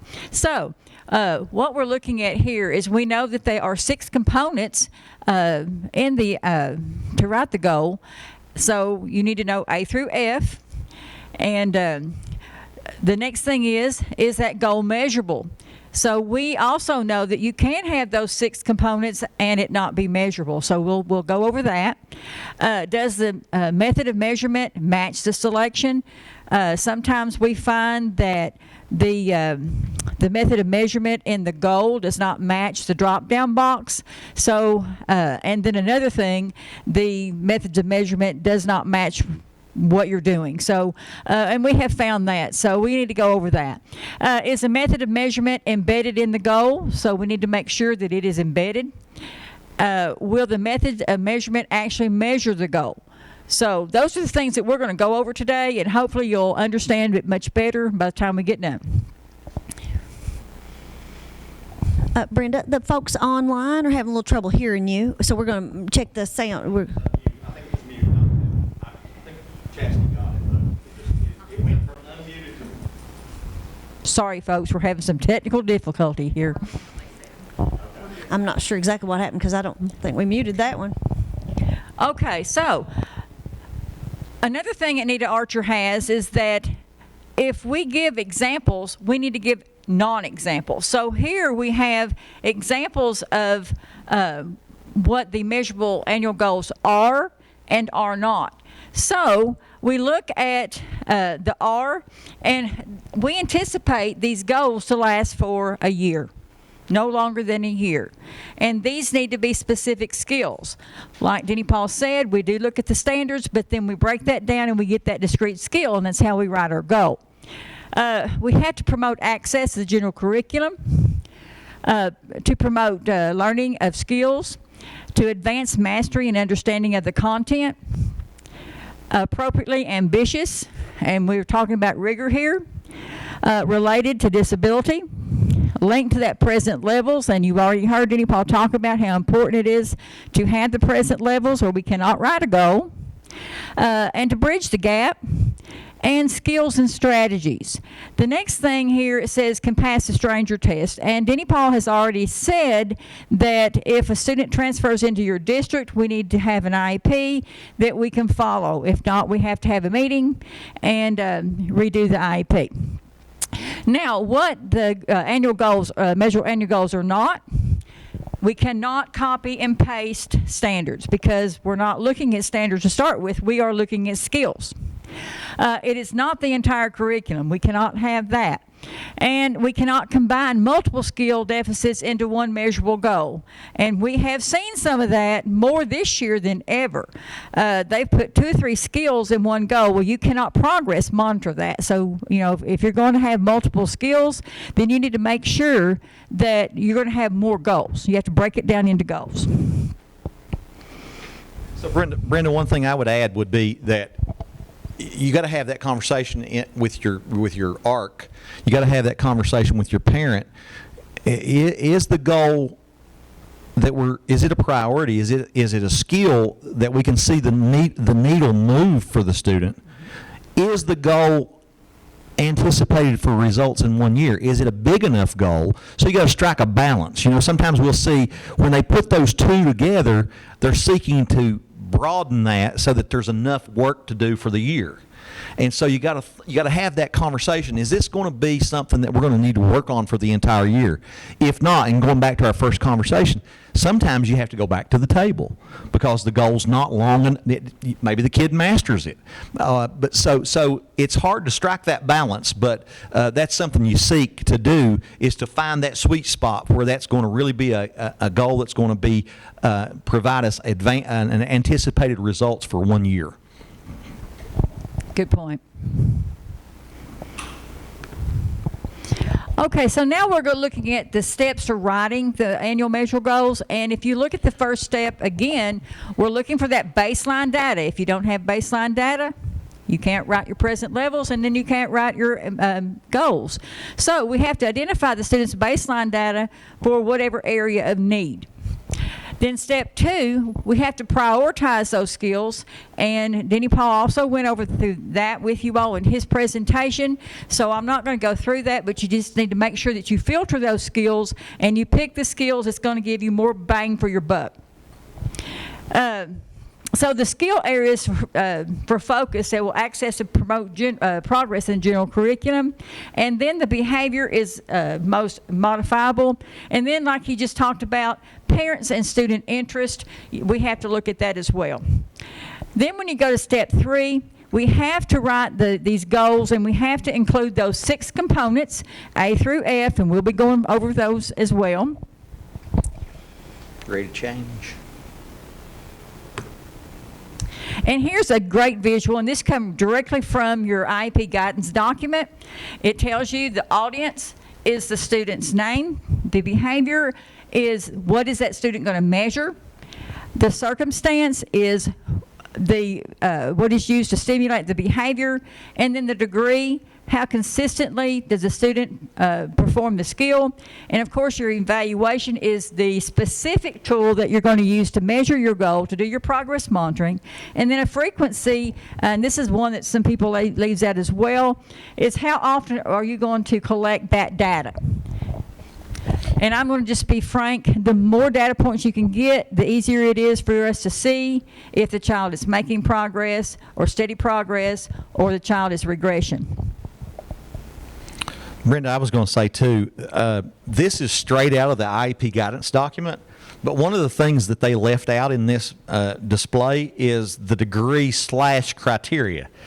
And so lots of times, if you're referring to the IEP guidance document, you might think it's okay just to write a goal with 90% or 80%.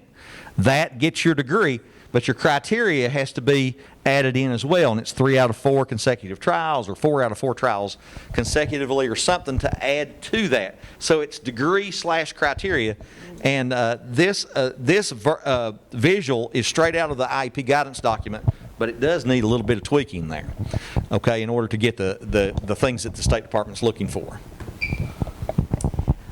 So on this one is another visual, and it actually gives us a goal. And it does have the A through F pieces up here that tells you what they are, like the previous one. And so we're looking at A. So let's look at A. The student. Who is the student? Mary. And please do not put in a goal the student will read or a student will write. Right. Put the student's name, because that is what KDE expects in there, because that way we are individualizing the IEP. So we look at B, that's going to be the behavior. So when you look up here, the behavior is will orally define. Okay, they're going to be defining. Your C, which is your circumstance, when given 20 content-related vocabulary words. When you go to D, is 18 out of 20 words correctly for 4 consecutive probes. And here is the piece that Denny Paul said they were leaving out in that one visual. So make sure that you put that in there. Or if it's words per minute, how many trials? You're going to do this for words per minute. All right, so then you have your frequency, your evaluation. I haven't done that one yet. So your evaluation, what are you actually going to measure? You're going to do frequency count. And then, of course, your frequency, they're going to do that weekly. They're going to collect this data weekly. Okay, so there is an example of that. Now, one thing I want to talk about is that when we're looking at these verbs, you need to make sure that you can hear it. It has to be measurable. You know, you have to time. You can time it. There is a website, and I think we've actually got the link in here to the Bloom's the Bloom's taxonomy for measurable verbs.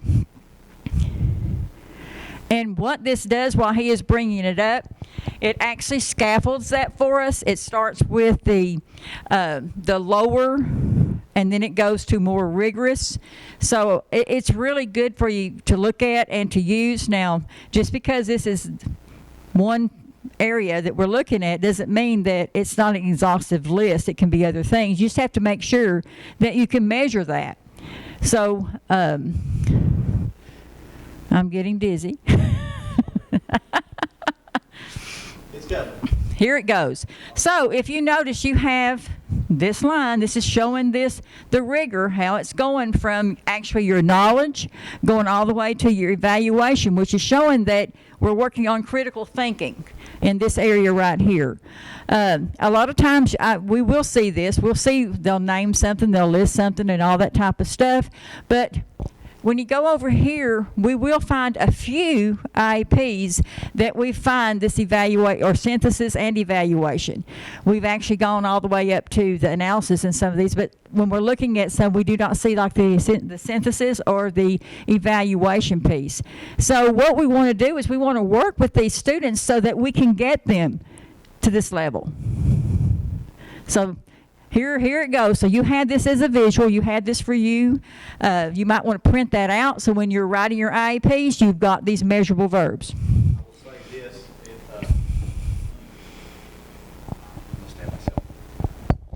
There we go. I will say this.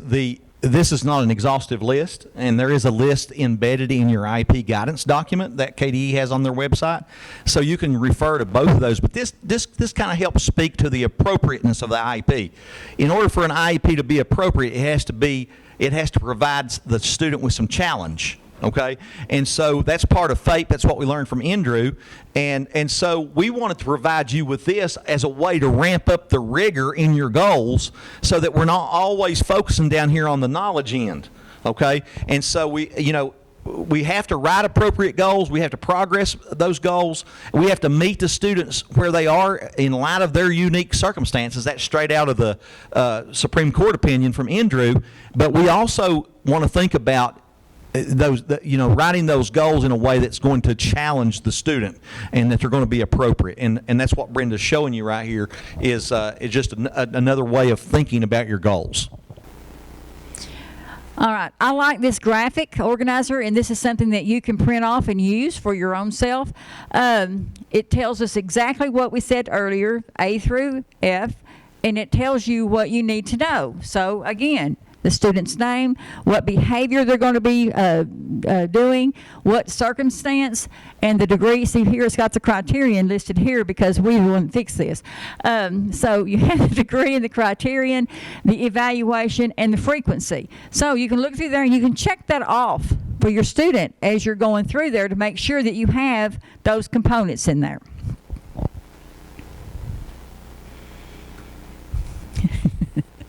All right, so here is some examples that we want to look at, and what I want you to do with this is on your own sheet of paper, I want you to put down A through F, and we have 3 goals here, and I want you to write down each of those components, and then we'll go over those. Now, if those that are in Zoom land, I want you to drop those in the chat.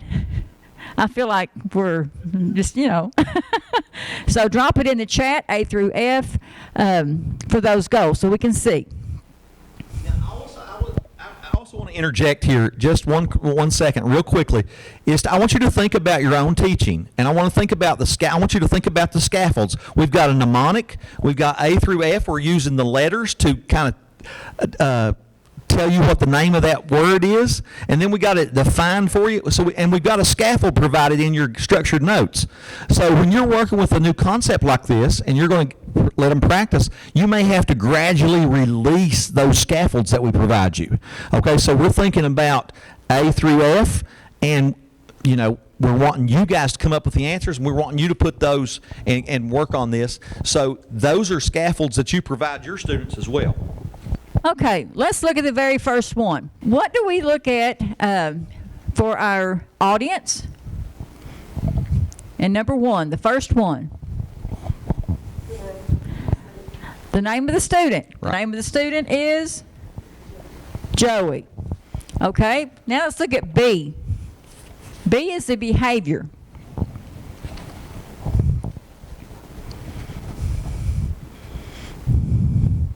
Want to try that one? Let's produce the S and Z. Phonemes. All right, so let's look at C. This is going to be your circumstance.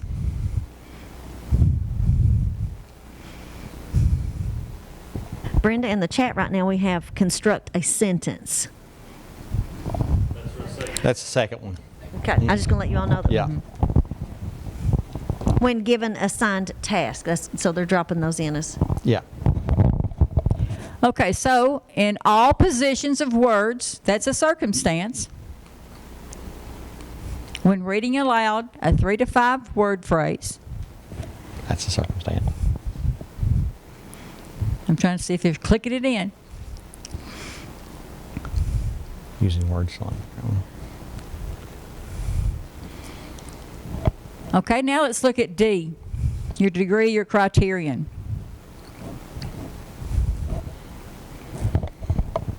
Have you got that one, Dion? We've not had any new ones yet, so if you Okay. want them to drop those in there, I'll start reading those for you, Brenda.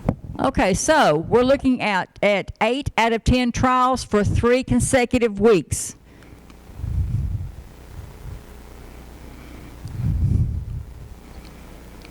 We have 8 out of 10 trials, 8 out of 10 trials for 3 consecutive weeks, 8 out of 10 trials, 8 out of 10 trials. So those are the comments in the chat. All right, so let's look at our evaluation. What did they use? Frequency count. Good, Brandy. And then our frequency. Weekly. Good job. All right, so now that we had the first one done, I hope you wrote that down. That way you'll have that.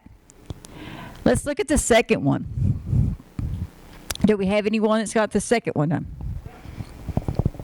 The second one they've started, well, they did get the weekly, but now they've started the second one and Sam with the audience. And so that's what we have right now.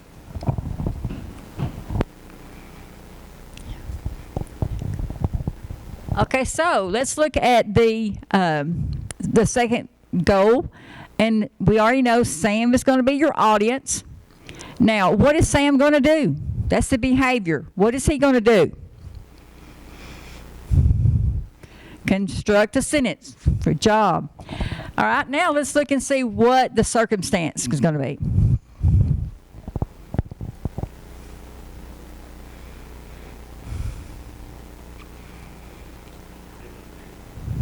Okay, with at least 3 words, they have to have 3 words, and they're going to be touching the correct words or the pictures on a touchscreen computer.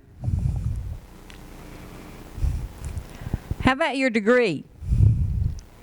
Criterion. 80% accuracy across 3 out of 5 sessions. And then what are they going to measure it by? What's your evaluation? They are going to do twice monthly checklist with anecdotal notes. So, Brenda, the online participants are following right along with you, and it looks like most everybody got those pieces as you were going along. So, The whole time we have this practice going on, we're going to be walking around, looking around, talking around. One of our favorite Anita Archer sayings, we're going to be checking for understanding. And as we walk around here and look, we see that our participants are getting it. They've got it. They've got it in the correct places. And this graphic organizer helps them to kind of scaffold that information, to understand that information. And it's a tool that we can use every day in our classroom. Now, here is the problem that I find, and I think Denny Paul finds it as well, is 80% accuracy. A lot of people are thinking that is 8 out of 10 trials, and they'll put that in parentheses. That's not what that means, okay? When you're looking at 80% accuracy, they're going to make 80% accuracy on at least 3 out of 5 sessions, okay? That's what that means. You meet the goal by doing the child doing 80% accuracy on 3 out of 5 trials. So we have to make sure that we understand that. That does not mean 8 out of 10. That's a very relevant point. So we got to know, we got to understand what we're writing in there, and the whole idea. And the other thing that we want to think about metacognitively as we reflect on the goals that we write, we don't need to just put anything in there. We need to make sure that the verb is measurable, and that the tool that you put in there will in fact measure the verb that's included. So key to be able to have a well-written IEP and one that you can report progress on and that can actually move the needle for kids. That's right. So let's look at the last one. I'll go ahead. I'll just briefly go over that so we can move on. We've got some really good stuff going on here today. So your audience is going to be Linda. And what is Linda going to do? Her behavior, B, will be remain on task. All right, so your circumstance is, of course, all this here when given an assigned task during the last hour of the school day. But also, let's look at this. She's going to remain on task for a minimum of 10 minutes. And she's going to do that independently, all right? So that is, independently is another circumstance, okay? So I want you to look and say, some people probably in the chat may have that in there. So if you do, you're correct. All right, so we have A, B, C, and then, of course, D. Your criterion is going to be for a minimum of 10 minutes. And, of course, it's independently. That's how you're going to measure that. And then it's measured daily, which is going to be your frequency, and they're going to do a duration recording, which is going to be your evaluation method. That's how you're going to progress monitor that. So that duration recording is going to capture how long that student can stay on task. You're going to measure that. You're going to write down on a sheet, this is the beginning time of the behavior, this is the ending time of the behavior. But also I want you to think about remaining on task. I want you to think about, can you see it, can you hear it, can you count it, can you time it? And the answer is yes, you can, but it may need a little more operationally defined information in the short-term objectives. So you may be developing a checklist for what that looks like. What does remain on task look like? He's seated quietly at his desk, his eyes are on his paper, his pencil's moving. What does that look like? So that remember, it passes the stranger test. So lots of times we'll look, sometimes people will try to embed that in the goal, and it makes it kind of hard to read or kind of hard to determine what's being measured. And I think Doug's going to talk more about this later today. And so we're looking forward to hearing that discussion. But we want you to think about every time we look at that verb as a practitioner, are we setting ourselves up for failure by putting a verb in there that we can't see, count, hear, or time? And so it's very, very important that we understand that and that those two things mesh in a way that we're going to be able to actually get progress data from that particular goal. And that's what we talk about, the difference between a goal can have all 6 components, but may not in fact be measurable. And lots of times we'll see circumstance difficulties too. And we'll see where, you've described a circumstance that may be a little wonky or may not be real clear. So be careful about those as well. Let's see, I think we got one more slide here on the goal part. Okay, so we have actually practiced looking at those annual goals and going through those A through F. So here on this one, we have another one. It says practice on annual goals. Given a reading passage within his 4th grade independent reading level, Mickey will fluently read the passage at 125 words per minute over 4 consecutive trials as measured by bi-weekly data tracking and teacher observation.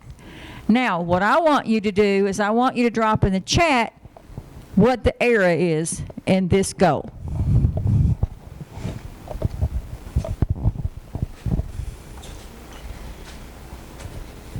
Think about your A through F components. Can you see the chat?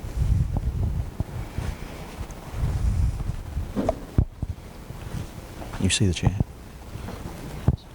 Oh, no, go ahead. Go ahead and do what you do. I was just going to look at the chat here and see. Yeah. There's no more right now. Okay. This one's from before. Yeah. Okay, you all hit the nail on the head over here. I'm listening to you all. Okay, are we allowed to use the word bi-weekly or bi-monthly? No. KDE does have in their IEP guidance document, however, the word bi-weekly in one of their goals. But they do not want us to use that. When they trained us, they said make sure that we do not use that because bi-weekly can have two meanings, okay? So we want to make sure that we understand clearly when we're going to be doing this progress monitoring, all right, when we're going to collect that. So now that you know that, and we've talked about that, and those out there in Zoom land is picking it up too, that the bi-weekly is an error. So we're going to go on.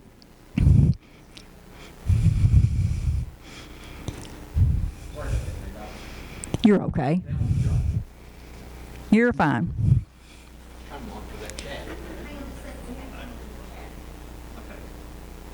We just had someone in the chat talking about bi-weekly was bad to be able to try to monitor. So I'm just going to share with you that. Okay. So this one here is given a third grade reading passage. Mickey will fluently read a passage at 78 words per minute over 4 consecutive trials as measured by weekly oral reading fluency probes. Now, do we have any errors in this one? Just going to put you on the spot.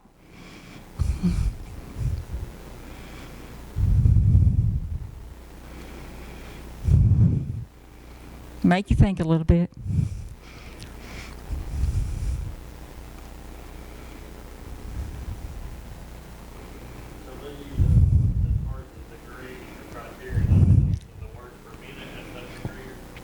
That's right. Words per minute can be the degree. 78 words per minute, and then, of course, your criterion is going to be over 4 consecutive trials. So you have that piece in there. Okay, so Mickey is our student. What's Mickey going to do? He's going to fluently read the passage. Now, fluently. What do you think about fluently? Can you describe it?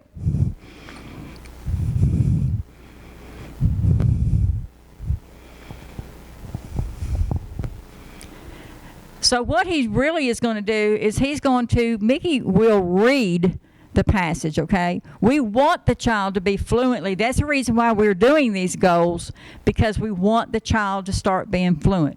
Because when they start reading and they're chopping their words, do you think they're going to comprehend what they read? Probably not. So that is our goal. We do want them to read fluently, but trying to describe fluently, that's pretty hard. So we're really wanting them to read, and it's there. When I go through your folders and I see this, I do not mark it wrong. I say, Mickey will read. That's what's in my head. That's what I do. Because our goal is, yes, we want them to be fluent. We know what fluent means. Okay? So it has all the components in here. I just wanted to throw that in there about the fluency part over here because, and the chopping of the words, we all know and understand that because we are teachers. So we have all the components in this one. In some of our progress probes, in some of our sites that we've put out there for you, we've got one from Dibbles, and it tells you how to do a fluency probe.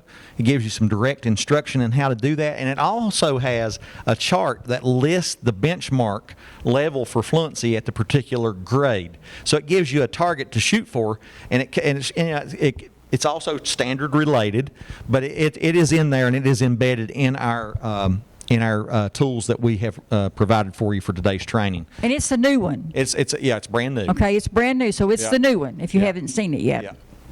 So, another practice goal. Okay, we're on Pluto. I don't know if this is, we're looking at the science piece of this or we're looking at Mickey Mouse. Okay, but anyway, given a classroom situation, Pluto will display appropriate interactions with staff with 85% accuracy for 6 consecutive weeks as measured by daily behavior and teacher observations. Do you see any errors in this?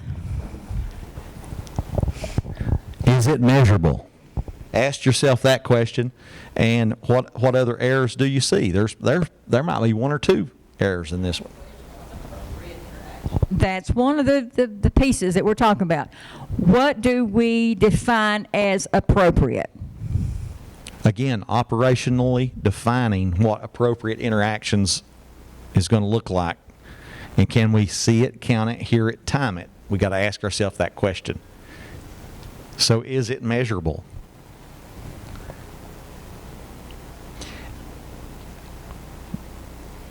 Brenda, what else do you see up there that's... All right, so another thing that I see, and I'm going to take this word from Dion Squirrely. I like that word. But anyway, we're going to look at this accuracy for 6 consecutive weeks. 6 consecutive weeks. What do you think about that? Is that might be a little bit too long? And How many times in the 6 consecutive weeks, or how many probes are in 6 consecutive weeks?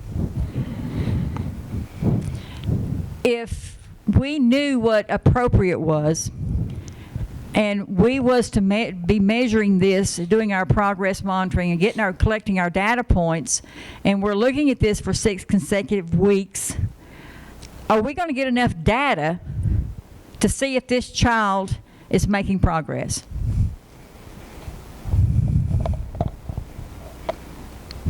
I would probably never put 6 consecutive weeks in a goal. And also, I'll point out, too, I'm not sure about the circumstance. I'm not sure that circumstance is specific enough to be able to determine when you can take data. We got to be careful when we write our circumstance to make sure that the reader, that the stranger test can be passed, and given a classroom situation may be a bit broad. We may need to hone that down just a bit. So there's several things wrong with this. The point is, you can have all 6 components and still have a goal that's not worth a nickel. This is one of them. And my folks in the audience that are all consultants have at one time or other been part of a 2-day long task group. I know Stephanie Kidd is leading the task groups for consultants, for math consultants this year, and we're so proud of her for doing that. But we were in a rabbit hole, and we were creating this particular slide presentation. Brenda can remember this. And so we start playing with those names, and we start using Disney names. And sometimes it can just get away from you, when you realize, and you go back and look and say, there's no kid named Pluto, I mean, that's going to be out there. There probably is someone somewhere, but I just thought I'd throw that in there. Sometimes that you can get real bogged down in task group, and we can start doing some crazy things to entertain ourselves. But that's where that came from. You have anything else, Brenda, in terms of goal? Well, we got another goal. Sorry, I was about to. Well, this is one that we took from the last one and tried to do something a little bit different. So, given redirection by staff, Pluto will respond using eye contact, clean language, and respectful tone with score of on a 12-point rubric over 5 consecutive trials as measured weekly. And then it says see attached. We have to have that attached rubric so we know what we're looking for. So what do you think about this?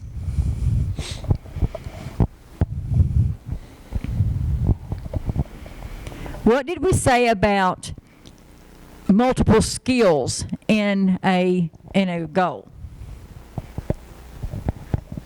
If we use a rubric, can we look at all of these skills?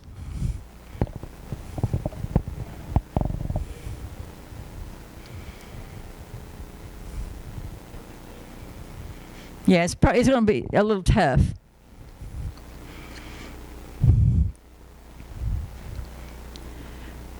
But as you can see, the circumstance is a little bit different. We have more of the meat than we did the other one. Given redirection by staff. So we know that that is what the staff is going to be doing. They're going to be redirecting Pluto. And then he's going to respond by using eye contact and using clean language. And he's going to be in a respectful tone. So we know that he's not going to be screaming at us. So this one can be doable, but it would be very difficult. Because I know on a rubric we can put all those things on there and we can monitor those. But can we do that all at one time? How are we going to do that? So I would be hesitant to put all that in there. But it is defining that. You can use that as your short-term objectives. You can use those. You can break that down and use short-term objectives with that. We have anything else? I think that gets us up to where we're going to talk about baseline performance and how that plays in with the measurement.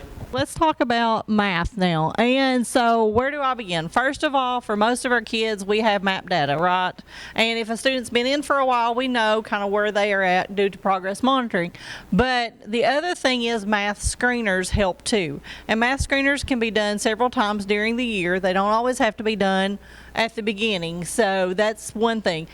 A big thing I looked at was work samples. My students' work samples as they were doing that way I knew, especially if you're in the lower grades, can they actually write the numbers correctly? Because that's a big problem for some of our students. And then are they truly identifying? And some of this stuff comes from just taking notes during that. So we're going to talk about that a little bit more.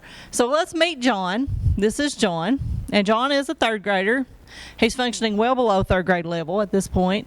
He has trouble with, of course, counting on, especially crossing that decade, and we see that a lot with a lot of our students. They can't go from 29 to 30. They'll get to that point, and that's a problem. So he's about on the kindergarten level at this point. He's having to recount when he gives counters, so he doesn't understand object permanence, that it's going to be there, and if I turn it around, it's still the same numbers that are there for counters.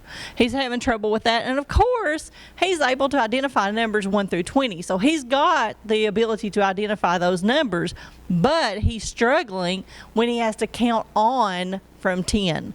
So little John here, if I say, hey, here's 10 counters and I'm going to add 2 more, he can't go 10, 11, 12. He has no ability to do that. So that's a big concern for me at this time. The other thing he has trouble with is counting backward. Now, one of the things I always tell my teachers when I'm in math conferences is whatever you do forward, you have to do backward, okay? It's just one of those things for mathematics, because what happens with addition going backward is subtraction. It's the same thing with multiplication. If I'm multiplying forward, when I get to that number, I'm dividing backward. So that's a huge thing for our students. Also for little John, he has trouble when he's able to answer correctly by counting objects to get the answers. So I want him to be comfortable in doing the next step. So I want him using counters or something that he can count. One of the big things I see, Stephanie, always out of the standards is, and I'm not a math consultant by any means, but it's to develop in number sense. And I think that's really what you're talking about when you say frontwards and backwards. This every bit is playing with it. In just number sense. Yes. For him. And so we've got to develop that first. Now, one of the key things that we know about John is he can identify a triangle. He can identify a circle. He can identify a rectangle. So he's got some shape understanding. The other thing is, though, he's not as far advanced as what we need him to be for a third grader because he doesn't understand the other shapes. So, and we've got his map scores in there, and I will put his screeners in there, too. That's something. The one thing that this does not make for a good present level, this is just getting to understand, is it doesn't have that adverse effect statement in there. So we would want to add that in there. What's the adverse effect? And, of course, we know right now Now, he's actually working on a kindergarten level instead of a third grade level. So that kind of is the adverse effect. Yeah, and I'm glad you pointed that out, because I was just about to say that would be a good place to explain that MAP assessment, what's expected for him at his age expected performance, and that then you would see that adverse effect.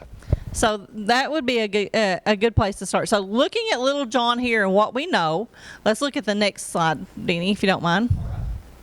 All right, this is a kindergarten screener that I actually gave John. Now, the cool thing about this kindergarten screener is John doesn't see what I'm writing, right? He's got some cards and those kind of things. Does anybody here use forefront screeners? They're free, but they're great. And I will say they need to be done individually. Don't take real long, about 10 minutes at the most. At the most for any student. So I run through 25 kids easily within a couple hours. So I'm talking about for little John, I'm asking him to count to 30, and I want him to start at 17, right? I want him to take from 17 and count on. And the cool thing about this has exactly what you say to the child, the screeners do. So there is no guesswork in this. But I'm taking notes here, and I said he can't start at 17. So I'll make him start at 1. And then he starts counting. Well, he couldn't remember 30, right? So he's not crossing that decade. He gets to 29. He knows 29. He sits there for a few minutes, and he can't get to 30. So I know he can't cross that decade, so he's having trouble. The next one, as you notice, I just checked underneath of those. He's recognizing all those numbers, so I ask him a few more. So I go, okay, can you read this number? And I just put it on a whiteboard really quick. Can you read this number? And, of course, he can't read anything past 20. So we're realizing, okay, he's having trouble with even reading those numbers. And then for counters, for this one, we set out counters, and he has no organization skills. So what I typically love to see for students at this age is that they're pulling down those counters, and they're actually looking at the counters, and they're organizing them in some fashion. Because I just throw those counters out, and I'm like, count them. You'll see them. I love they do this little head nod. They go, and then they give you the wrong number, right? They never touch them. So that's one of the things that we see for these. The other thing is those are cards. That's real quick and easy to cut out. And so you ask them just to give me what 6 plus 2 is. Look at this, is 6 plus 2, and they give you an answer. Now, he can do that because he understands 6 plus 2, but when I ask him to do a subtraction problem, guess what he can't do? He can't do the subtraction. He gives me the addition again. So I know here that he's having trouble, one, organizing materials. He can use his fingers, so that's a big plus for him. And those are some things that we're going to use. So, Denny Paul? So, and this is the reason I like these screeners. Like I said, if you're looking right here, this is awesome. It says, I am taking 6 counters now, count with me, and we actually count, right? It tells you exactly what to say, and then it tells you exactly what to do to cover them and everything, and so he's able to do that. So I love these screeners for that reason, and the fact that they're free. They're the forefront, and when you get this PowerPoint, that image right there is actually a thing to go straight to the screeners. So you'll have that. Now, here's another screener that's in there, John, and this is why I know what can he write. So he's writing on there, and I can see what he's writing and how he did it.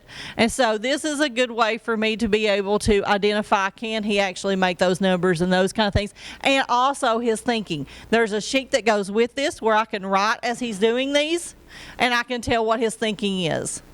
So I want that information for myself so I can make a better goal. So now, these are the academic standards I'm looking for. We know he's on kindergarten level, but I want him to progress, and I want him to do something that's a little bit harder than where he's at, right? But I want him to be successful. So I'm going to look at first grade.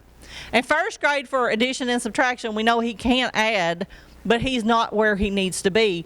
I want him to be able to do that at least to 20, right? But I know he's got addition skills, but he doesn't have subtraction skills. Now, that's where I'm going to look at this point. I'm going to look at his subtraction.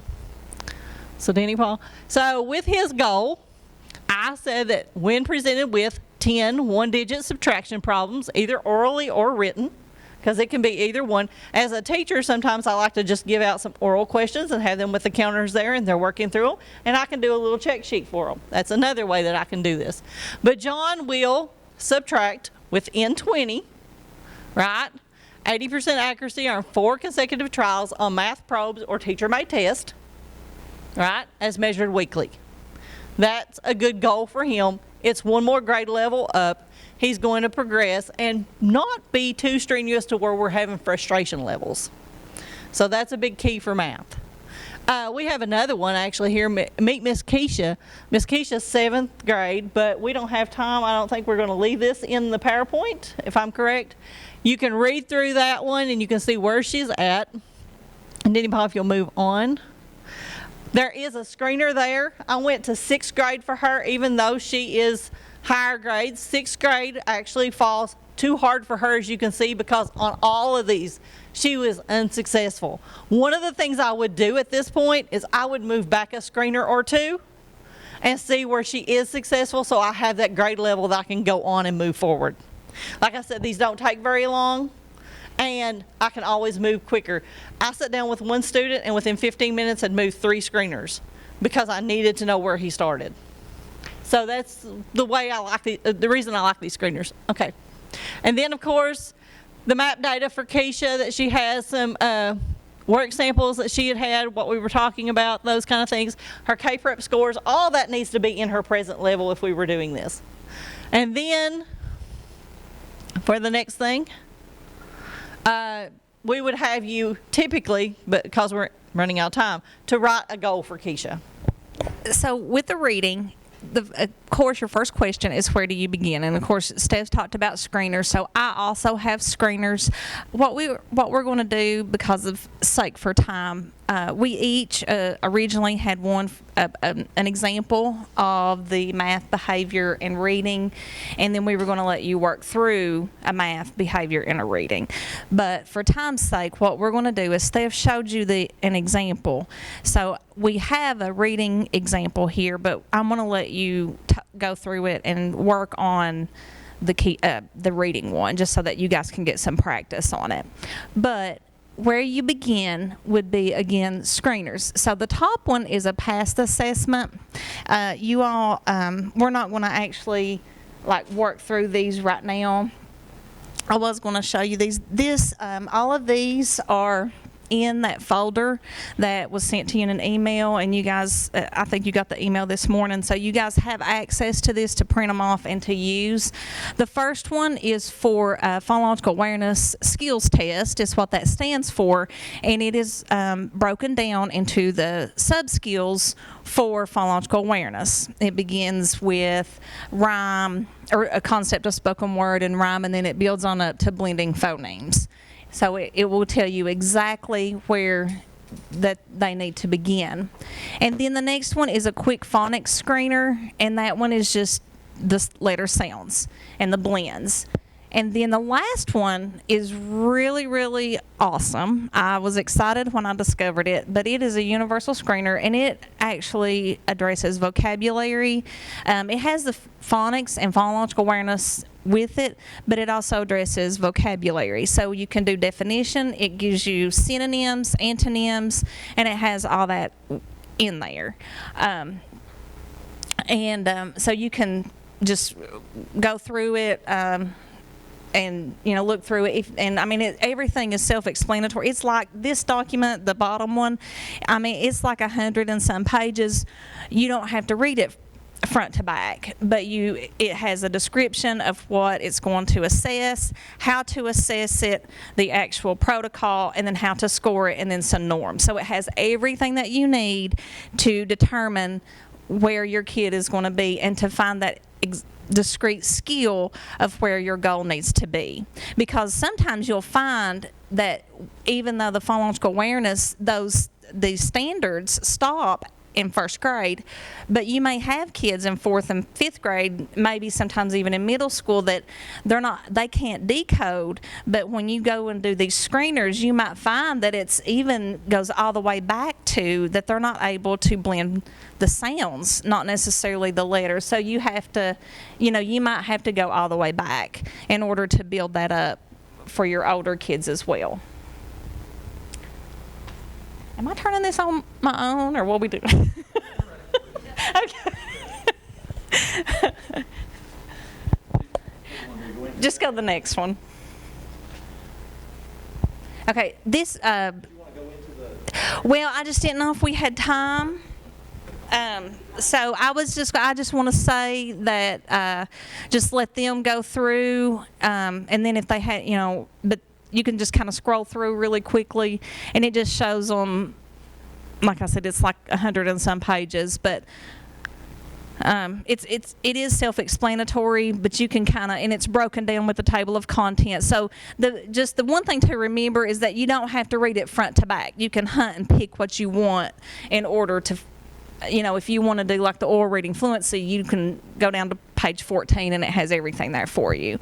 So I know sometimes as a teacher, that's why I try to be really careful, because when I was in the classroom, if somebody sent me a link and it was 100 and some pages, I'm like, forget this, I'm not doing it, I don't have time. But this was so good, and it has everything in it that would make your life easier. I want to make sure that you have it, and that also that to know that you do not have to read it front to back. So Keisha. And you have the worksheet for the Keisha. So here is one that we're going to let you guys look at and see if you can determine a goal for Keisha. So what you do, and this I had dropped the link in the chat for so you should be able to have access to a worksheet for Keisha. So she's a 7th grader. She's able to decode accurately in isolation, but it takes her a long time to read grade level work. She can read short phrases or word to word, but when reading a full passage at 6th grade level, she often tries to read too quickly and begins to make guesses. As a consequence, she makes numerous errors due to incorrect vowel choice and or neglect of middle or end sounds or parts. This often affects her ability to answer comprehension questions. In order to get that information, again, we have conducted those screeners. So that, if you were in the classroom, you would do those screeners, and that's what you've come up with. So we have decided that she did her, with her CBM, she read 119 words correct per minute at the 5th grade level. She can decode 7th grade multisyllabic words at half the time. Her reading comprehension, she can answer inferential comprehension questions at a 7th grade passage, which is where she is physically, with 30% accuracy when she reads independently, and if it's read to her, it's 80%. So that's your information that you have. So what do you think, based on that information, what do you think her problem indicators might be? What would be some of the difficulties that she's having? Okay, that's a yes. So what he said, so that everybody else can hear, is that when she reads it independently, she has difficulty, but when it's read to her, she gets 80% accuracy. So the comprehension is there. She can comprehend. So it's something different.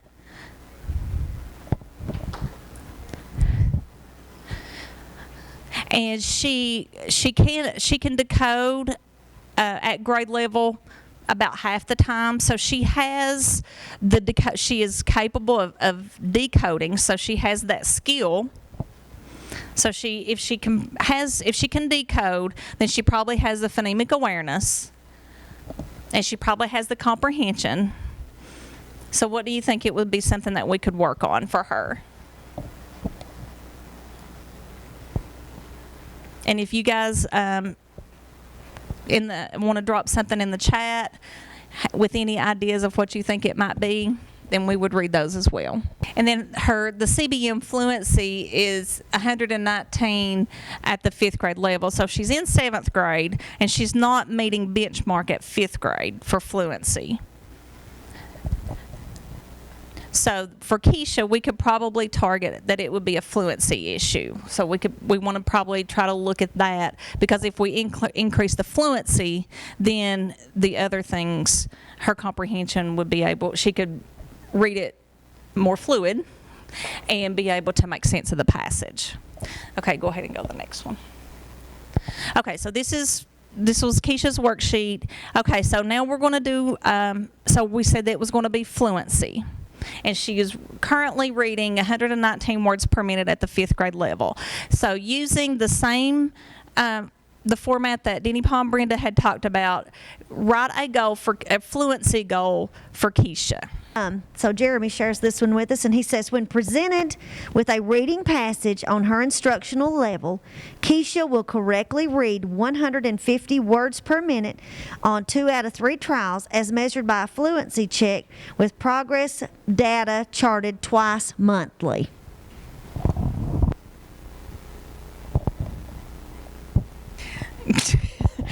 Well, I'm a visual person, so those different modalities, I don't know. I'd have to look at it to see if it's. But Dion, does it everything Yeah, let's covered in talk that through one? that. So when presented with a reading passage, so what piece is that? C, or circumstance. On her instructional level, Keisha, Okay, the audience. will correctly read 150 words per minute. So that's your The behavior, right? out of 2 for 2 of 3 out of 3 trials, as measured by. So that's got our measurement. They're going to measure by a fluency check with progress data charted twice monthly. So what's the frequency? Twice monthly. Twice right. monthly. Yeah. So are all the A, B, C, D, E, F pieces in that one? Excellent. Yep. I think so. I think it All right, is. good And job. Thank you. Just knowing make sure with your drop-down box, if you choose curriculum-based measures, that you make that delineation of a probe there. That reading fluency test is a probe.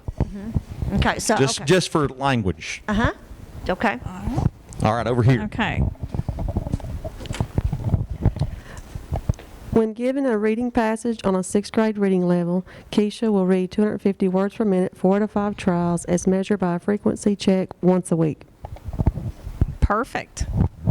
Awesome. All right, Marvin, would you like to share? I hate to put you on the spot, but Denny Paul said y'all got good ones. Oh, yeah, so. Mark's ready. He's ready. He's ready. I can feel it. When given a reading passage on 6th grade, I put Keisha's reading level, but according to the charts, I'll do 6th grade reading level. Keisha will read 150 words per minute on 3 out of 4 trials, with 80% accuracy measured by fluency probes twice a month. Good job. Good job, guys. Thank you. Okay, let's see. I do have my example here. Oh, I'm glad I've also connected it to the Kentucky Academic Standards. So it is. So once you, just to kind of go, so because we have to tie everything into our Kentucky Academic Standards. So with this, it's the fluency goal, and these are the 1st grade through 5th. And I have highlighted in yellow. I'm not sure that you can see Jess, it, but just slow down. Tell them what that is. Just slow down. Tell them what that is, please. Look, because look how relevant it is. I mean, that's it's true. perfect. You're right. Go well, ahead. When I'm Tell pressed them. for time, I start No, just talking slow really down. quickly. Tell them what it is. It'll be okay because it's Okay. important. All right. All right. Thank you. Your goal has to tie into Kentucky Academic Standards. When we look at our standards, even though that Keisha is a 7th grader, she is not functioning on that 7th grade.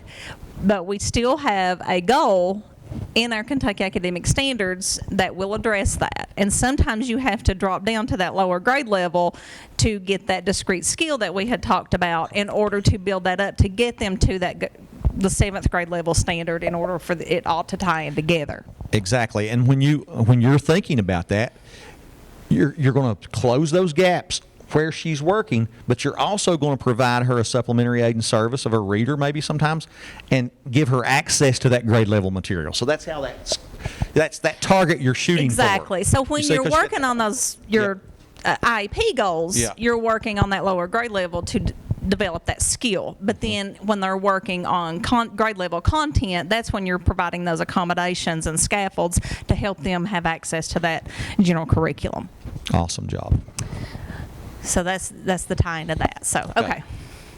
So here's the goal. So let's look and see how you guys compare it.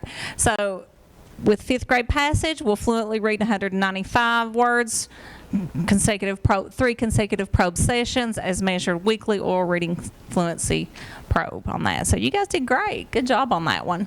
I like the way you've got curriculum-based measure out there, because sometimes we confuse that when we're doing the drop-down box into the actual tool. Doug's up, I think. Okay, am I done? Okay. Good job, Chas.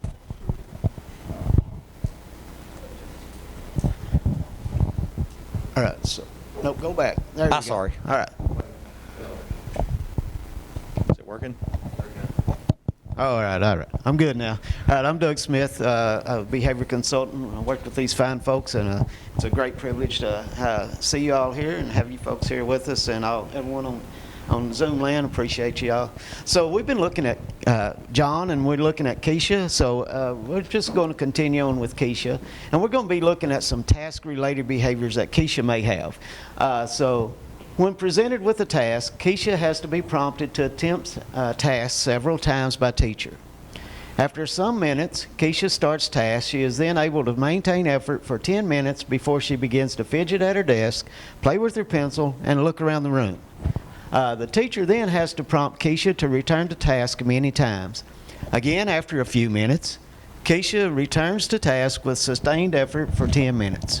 All right, so we're looking at several different behaviors here. I guess you could say we're looking at on-task behavior, we're looking at getting started on task, and we're also looking at how many times does she have to be prompted before she gets on task or gets to work.